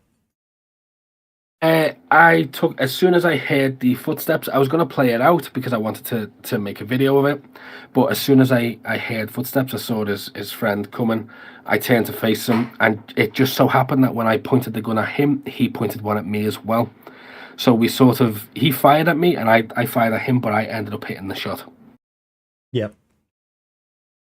So it was luck. In regards to him just pressing the wrong button, because I would never have seen that coming. But it's the little things like that. One of the things I say to people is when it comes to KOS is a perfectly legit way to play. But barring those exceptional, like maybe a 500-meter snipe, or you squad wipe 6 blokes and you're on your own and you only had a 74U or something, they all kind of blend into one. But those journeys, someone said it before, you don't play DayZ, Nixus, there you go. You don't play DayZ, you experience DayZ. And you got an experience there, and you'll remember that. You will remember that. And I've got one myself where I got betrayed by a guy. And thankfully, I was recording. And it was only in editing what was a pretty fun journey that when I got to the point where I died, he had killed me. And he'd done exactly what you did. But I didn't catch on to it. And when I was editing it, I was like, oh, my God. You fucking dirty rat. And I actually have spoken to the guy ever since. And it was one of my favourite videos that I've ever made. Didn't get a lot of views, most of mine don't. I'm a very boring player. But I'll never forget that. I will never forget that betrayal. That's what DayZ is more for me, is those journeys, those experiences, not just a game where you run and shoot everything. Yeah, no, 100%. I should say there are moments, because I've never claimed to be great at PvP. I'm an okay player. I can handle myself if there's a gunfight. I know what to do, but I'm not like, let's say, Smoke level, for example. Smoke cleans up. Oh, he's very good. Yeah, I'm not near his level. But I do okay. So when it comes to interactions, I'm not worried that somebody's just sort of gonna best me every single time. There will be times I win, there will be times I lose, and that is part of it. And as you say, some of the experiences are really good. I was thinking about turning it into an episode. I got 6 kills with wow, 6 bullets. 6 kills, 6 bullets. You definitely have to. That's a video. It was over a few hours, and it was again an SVD, and it was pure luck. Now SVDs are notorious for not really killing people when they hit. Yep. You have to get you have to get that right spot. But yeah, and not all of them were sniping either. So it was luck, and I couldn't believe it. And I thought about turning that into an episode, but my episodes tend to not do very well. Look, don't be too hard on yourself. You when it comes to actual story style videos, man, isn't it just so many people fucking absolutely killing it. But the standard of videos has just risen so high. Yeah, absolutely. I was watching Cobra's video the other day, his the mouse video. Yep. I thought that was really well done. You don't usually see that quality from channels that are below like 50, 60,000 subs, I find. But it was just a really well done, really engaging episode. So I'm sort of waiting to see the second one now. Yeah. Yep. It's absolutely phenomenal. I'm trying to find that video for you, Lucas. But yeah, I've got quite a few videos on my channel, and I can't even remember what the name of the bloody video was. But yeah, going back to what we talked about before. What else would you like to see them add to DayZ or get rid of? Oh, that's an interesting one.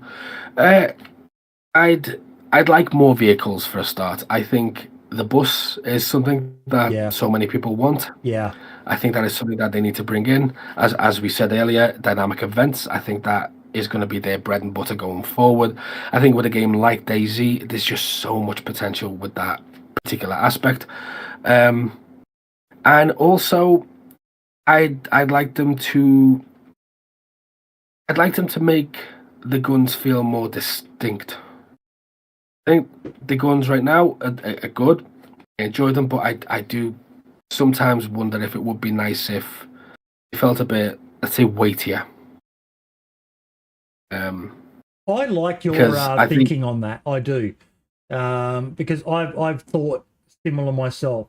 Particularly, going back to the issue with how overpowered the Mosin is, and some of the other bolties. One of the things I don't like is how quickly you can snap them up. They shouldn't be that easy to one-shot someone with. It should be something that's more of a deliberate act. Because if I don't know, I know you guys in the UK don't get to do much with the way of weapons, but I do have quite a bit of experience with them, and it's not easy to whip up a long rifle to just quickly snap a shot off at someone. They're cumbersome.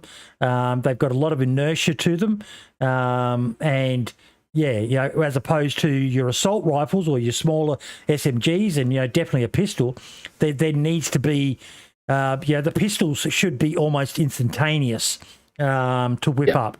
Then your SMGs would probably be the next, and then your ARs, and then finally your long rifles. That would be something I would love to see them work on. Oh, absolutely, because, and I mentioned this the other day, we've now added more inertia to general movement. So it's now harder to escape let's say a sniper rifle, but it's not harder to fire. So that does put you at a disadvantage. So even like zigzagging around the place now, it's harder to do. Yep. They've slowed down the movements ever so slightly. Apparently going up hills and down hills, although I haven't experienced that yet. They say going up hills is slower. I haven't personally seen it. It feels the same to me, but the general movement does feel a little bit more slow. A little there's more inertia to it, and I think to do that to the movement but not the guns is definitely problematic. Yeah. But as you say, I do think it should go up in tiers. I don't think you should be able to quick scope. It's not a card game. It's a game where you have to think. It's a game of strategy. You have to have a lot of forethought for everything that goes on. So, yeah, I think I'd like them to add that to it. I also agree with what Lucas said about the soft skills. I think that would be really good as well. Now, I have a thought on that, and I'm interested in your idea on that. One of the things I like about DayZ, now when it comes to soft skills, I am open to the concept. Like, they did have, not a lot of people knew about it, but they did have a soft skill in that if you did a lot of construction, the bar would go towards the construction side, and then eventually you would, when you were harvesting wood, you'd get more wood once you reached a certain point. And if you did a lot of repairing, you used less of the item when you're repairing, the better you got with it. But they never fully implemented it, and it seemed like every time the server restarted, it got reset, which was kind of frustrating because it took a while to build it up there. But one of the things I like about DayZ as opposed to Scum, but I like it in Scum because Scum's a different game. DayZ ultimately just comes down to pure skill. A little bit on the technical side, maybe how good your mouse settings are and how good your computer is, your ping and things like that. But ultimately, you and I end up in a battle. It comes down to how good we are and a little bit about the gear that we've chosen to take into that battle. Whereas you look at Scum, and you played it, so you're aware of it. They've got the skills side of it, and if I'm running along and you've got a better camouflage rating than my awareness, I'm just not going to see you. If you're, it's impossible for me to see you. The game won't let me see you because your skill level is higher. That doesn't sit well with me for DayZ. It's great in Scum, but Scum's its own game. I wouldn't like to see something like that in DayZ. What are your thoughts on that? Well, I know what you mean about Scum. Like, even driving a car, like, you can stall a car if your level is too low. It takes you a lot longer to reload, and so on. I do personally think there are little adjustments they could make, little things to just like the longer you've been alive, as you say, like building, for example, having a skill to speed up your building would be good in my opinion, because it takes so long to build something that if you did have that little boost, then even if it knocks 20% of the time off, it's not affecting anybody else. You've still put in all the work, all the legwork that needs to be done, and then the game gets a little bit easier and you can start doing things a little bit faster. I think in terms of that would be good. I don't think there should be stats in combat. I think, as you say, that should be pretty standard. But even let's say, for example, it takes you longer to get cold, or you get a little bit more stamina. Things like that wouldn't personally affect me negatively. I think it would be nice to see, because then you'd be wanting to stay alive for as long as you could, and the second you die, it resets completely. You've got none of them stats again. It just adds another element of risk onto the person. Like, do I lose this little buff? Because, like, let's say a 5 or 10% buff to stamina or staying warm, or even you're 5% less likely to get ill. Things like that to me don't really impact the overall game, but it does add more risk, because there is that, again, the balance factor of if you get your skills slightly up and you feel as though you're a little bit better, like, dying can come with a much higher consequence. I was just doing a bit of testing there, but yeah, see, even not months, we're talking weeks. Even stamina and health and things like that, I'm not sure if I'm down with that, but I am open to the idea. I personally prefer the system like what Namolsk has offered, where if you don't pay attention, you get penalised for it, rather than having to, because you might see people trying to milk the system, game the system, to leave their character logged on and go off and do their chores and things like that, and just to get that extra time up so that they get the extra stamina or health or whatever. Whereas I prefer it. I love the frostbite function of Namolsk. That was game changing for me, where if you didn't care for your character, you took a permanent hit to your health. And man, when you get frostbite, you curse yourself. Oh yeah, no, absolutely. I mean, I do like that system, but then there's a point where it becomes less fun. You have to have, for me anyway, you have to have a reward, and to put in, and you can be punished too much. And I think to have that as standard, or to have certain things like that, like Yep. across all maps, I think it then does feel like a punishment, and it feels as though the longer you're alive, because you've then sustained that issue, what you'll end up doing is just restarting your character anyway, because you might as well go somewhere F11 and then just run back and get your gear. You're well, you're fine. Yeah, you've got no okay. frostbite. Okay. There's no real incentive to, other than your own personal, moral or ethic or whatever you want to call it. With I'm quite brutal on myself with respect to things like that. I very rarely ever will F11 or kill myself to get a better spawn. But yeah, I see your point there that if I can push through, there's a reason for maybe hanging on even though I haven't had the greatest start. Yeah, I see your point there. Yeah, I think I know when in squads, if somebody's ill and we don't have medication, and they just get to a point and they're like, "I'll be back in a while," Yeah. they just sort of disappear. Yep. So I've seen it a few times, and I think, like I say, it's very important, especially in DayZ, in a game that gives you so little for doing everything right.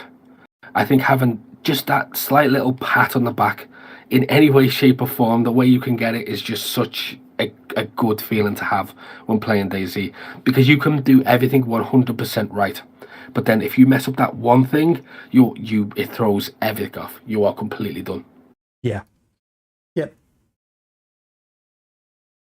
What's your favorite weapon in the game? Right now, it's actually the Pioneer. Really? Yeah, I know, right? Yeah. Because it's weak. It's a weak weapon. It is. But I just love the look of it, and it's so silent. I did like the M16, M16A2. And I did from like 113. It came in at, I think, 113, and I just loved that gun for however long. But yet the Pioneer, it's an almost silent gun when sniping. People don't see you. You get a few shots in. You get the right shot in. You can put the scope in it. Is it the ATOG scope? Yep. Get a really good lineup, a really good shot. So that right now, that's my favorite gun, even though it's severely underpowered compared to every other gun in the game. What's your least favorite gun? Oh, I'm gonna get so much hate for saying this. The Savannah. I just think I don't have much experience with it myself. I don't know if it's me, because people seem to do really well with it, but I just have really bad luck with it. Yeah. The kickback, it just knocks me. I don't know why. So for me to use, that is probably my least favorite, which is such a shame. But the new is it the SSG? That's quite decent. I've had a bit of a go with that. That's quite a decent for the level it's at, the police station level. Yep. That tier, it's actually not too bad. One of the guys found one on the experimental server I'm playing, so next week I'll hopefully be getting a chance to try it out myself. So I do like that addition. I know a lot of people were scratching their heads about it, but I think you summed it up. It's a decent mid-tier sniper. Yeah, absolutely. It's fun, and it's probably stronger than the Pioneer as well. But still, Yeah. And it comes with that scope standard. That's what's really good about it. It just comes with that standard scope. What's your favorite place on the map? Oh, wow.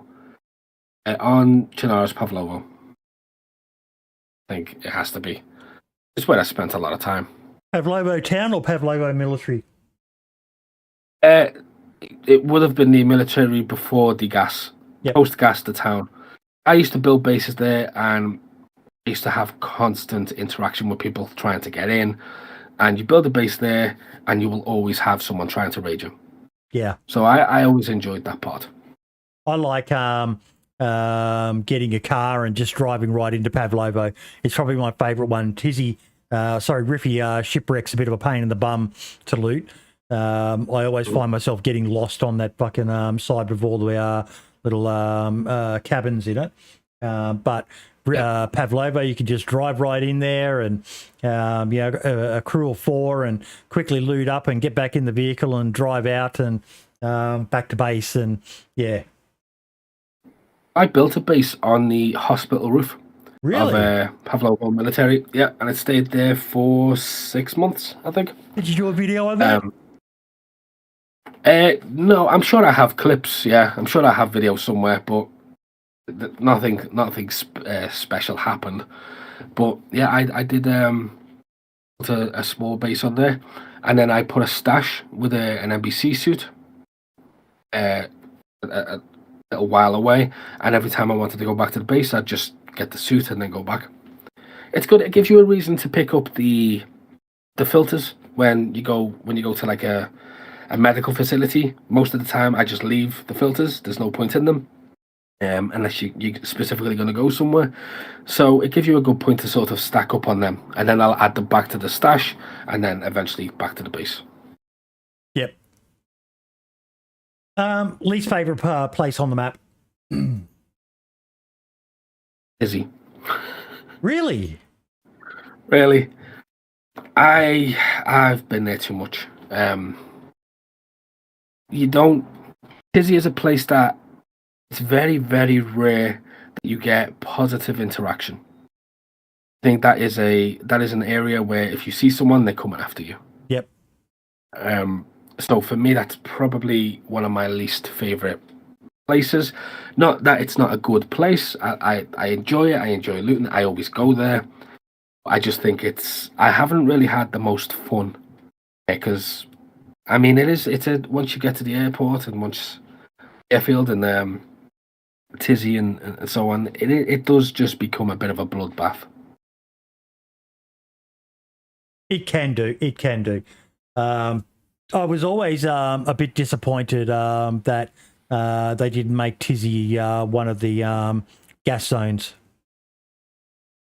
Yeah, that would have definitely spiced things up because it's such a big area as well. Yeah. Yeah.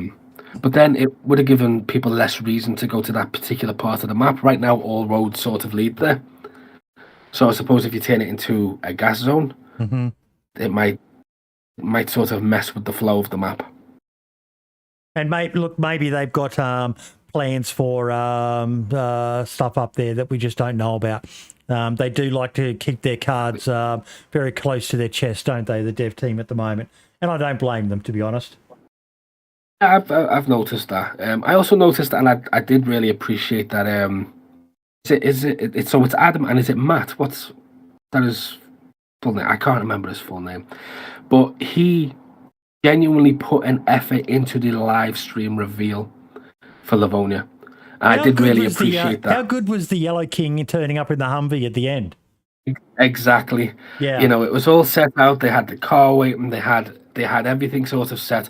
I did genuinely think that was a really good way to do it. I like they've clearly thought that through, and put some effort into it. So yeah, even just the release trailers that Scotty and the team have been working on has just it's creating a bit of an aura of excitement around the game again, isn't it? Oh yeah, 100%. It's very well done. I've always said when I speak about the DayZ devs, I'm not talking about the people you see on the stream. I'm talking about the people in charge. Yep. I'm not talking about the people who are doing the job and are trying to do the job to the best of their ability. Those two I have a lot of time for, as well as everybody else that's on that team. When I talk about the devs and making questionable decisions, and I have said this a few times before, it's not them. It is absolutely not them. Them are they are doing what they can. they engage with the chat, and as we seen the other day, they tried to make a really good stream with some like scripted things, and yeah, it was good. I enjoyed it. Yeah, I think what you're saying is you have more questions about the way Bohemia as a company act as opposed to the guys who are actually making the DayZ game. Yes, Yeah. they are the answer to people. You know what they can and can't do is restricted.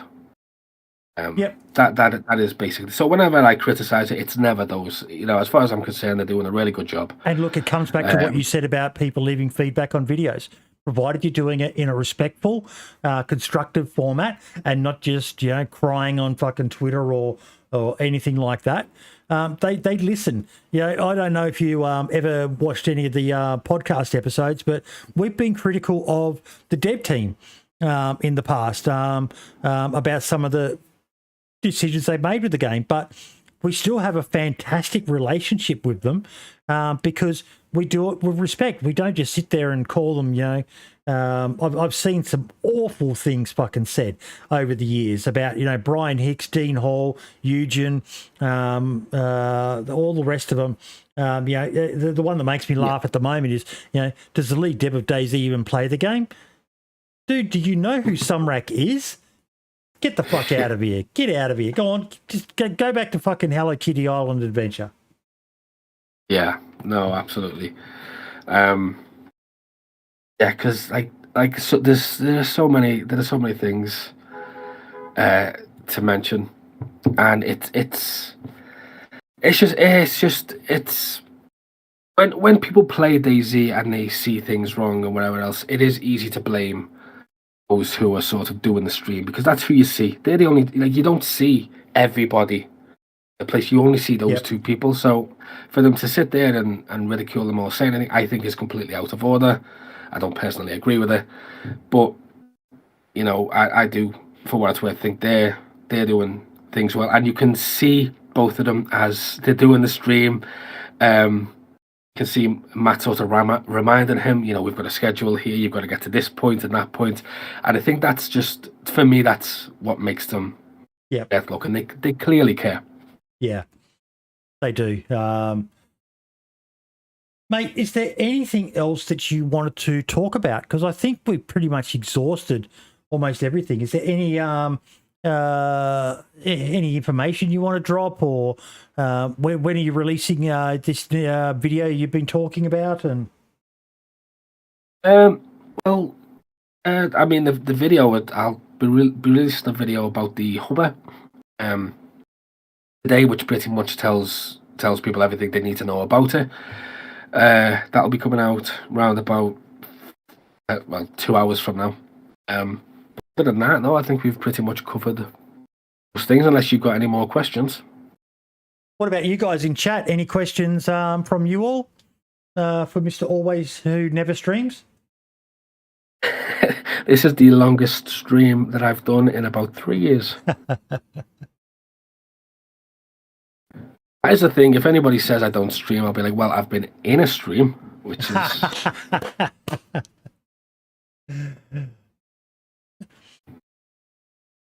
No, it doesn't look like anyone does. That's one of the bad things with YouTube for streaming, mate, is there is always a bit of lag between it seems like there's a bit of bit more of a delay on YouTube between chat and us than you get on Twitch. But maybe that's something they'll work on in the future. But yeah. Mate, I want to say thank you, and I wish you all the best with the future. Your growth has been astounding, mate.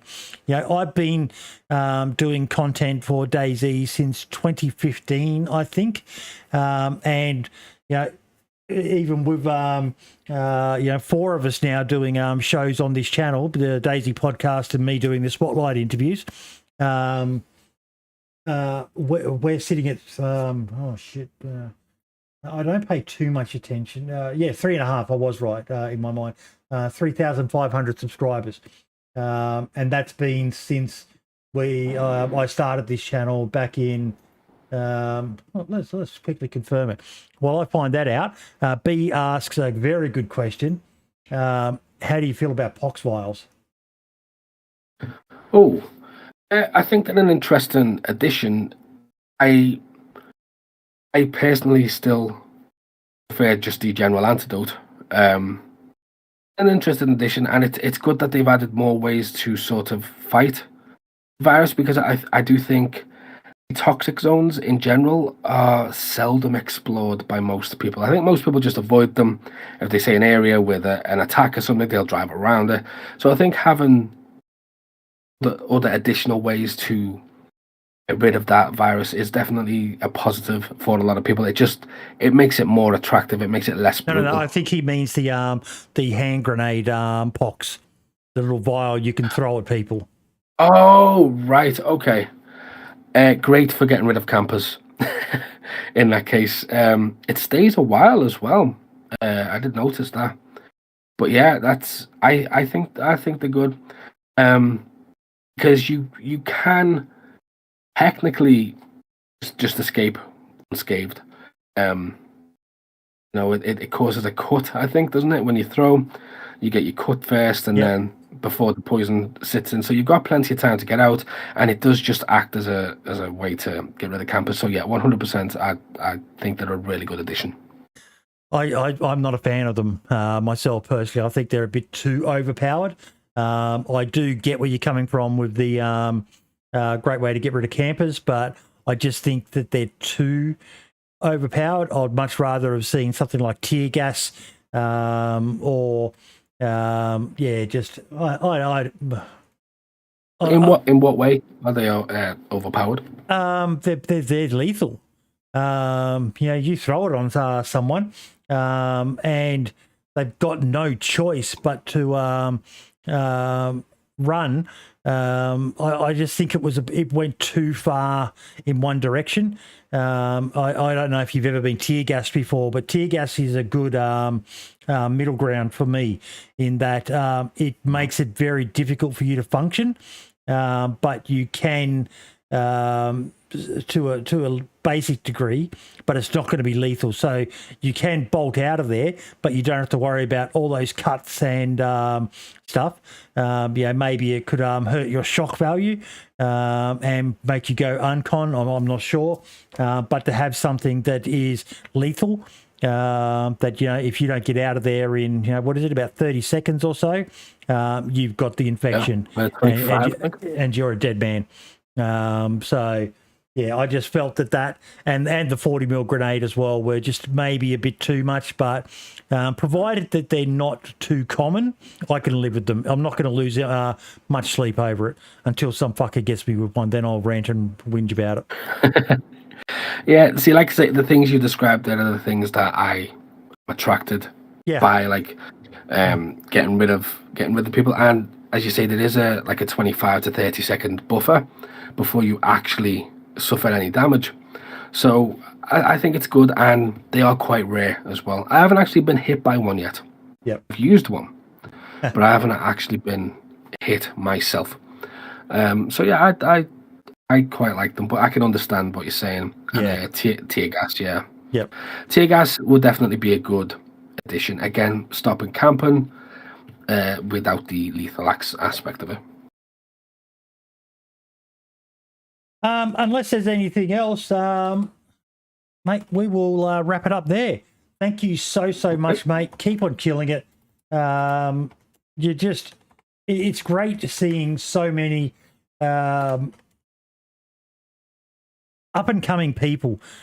Just this game that is so old, and there's still so many people just coming out of nowhere and growing, sizable channels about this game that that has had so much hate over the time. We've even got a special emote here on the channel. It's a clown holding a sign saying "dead game," because every time I hear someone say DayZ, it's a dead game, that one. And mate, go look at the fucking stats. It's far from a dead game. 100%. It's one of those rare special games that has changed gaming. You can put Counter-Strike in there, Minecraft, DayZ.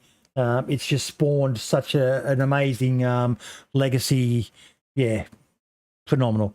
And it always makes me happy to see people like yourself doing so well on this amazing game.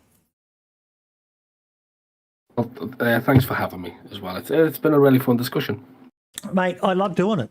You know, I don't get a lot of viewers, but you know, these videos go live and the views trickle in over time. So it'll get you a bit more exposure as well, which is pretty much what we're all about here in 87.8 Survivor FM, is just growing anything that's good for DayZ. Yeah, we talk. Yeah, GTA. But probably not even just GTA 5, but GTA as a whole is one of those groundbreaking games as well. Just pity that Rockstar's not exactly the nicest company. Roblox, I think that's probably... Roblox, yeah, but... Yeah. But, yeah, we're getting off track. Mr. Streams, thank you so much for agreeing to come on the show, mate. If you stay in contact with us, let us know what you're doing. We'll try and share your stuff as well. You know, we've got a couple of thousand followers around the board, and yeah, just keep on doing what you're doing, mate. I love your style. I love your hustle, and I love your narration style as well. It's almost relaxing. You sound like a British children's show narrator. Thank you. I did get compared to the guy from Blue's Clues the other day, so... Really? Yeah, that's... I don't know if they meant the American one, the Australian one, the British one, but yeah, it was quite an eye-opener. My boy's 21 now, so I only remember the original guy from Blue's Clues. Yeah. So, yeah. Bob the Builder, maybe, but, yeah, actually that, but I wonder if that's who I think you sound like. This is just getting worse. I actually played your voice to the missus, and I said, who does he sound like? And she was going, I see what you mean. She couldn't put a finger on it as well, but maybe it's just one of those, you know, racist stereotypes that, you know, all British people sound the same. But because I said to her, is it something to do with Winnie the Pooh? I'm not sure. These are just getting worse. How is this getting worse? How did we start off a Blue's Clues guy and somehow just fall? Hey, I haven't said Teletubbies yet, mate. So, well, thank you. No, thank you. Thank you, mate. I can't thank you enough for coming on, and yeah, I'm glad you enjoyed the long chat, and might have to look at getting you on in the future when you hit that what was it? What was the projection for 5 years? 650,000. 50, yeah. Yeah, something like that. So Bob the Builder is still cool, man. I've still got all of my boys' toys from that show. He loved Spud, the Scarecrow. Anybody got a spare parsnip? It used to make him piss himself laughing every time he could say that when he bent his nose. But yeah, we've kept those toys because they were legendary for him. But yeah, mate, all the best. Feel free to hang around in the podcast Discord. It's probably one of the most welcoming communities in DayZ, because pretty much everyone in there loves DayZ, loves survival games. There's a bit of banter every now and then, but it's a great place for if you've ever got any questions on how to do stuff. For any videos you've got coming up and stuff like that. You know, we've got the likes of Dumpgra. He's the guy who just typed in chat, who made the barricades mod.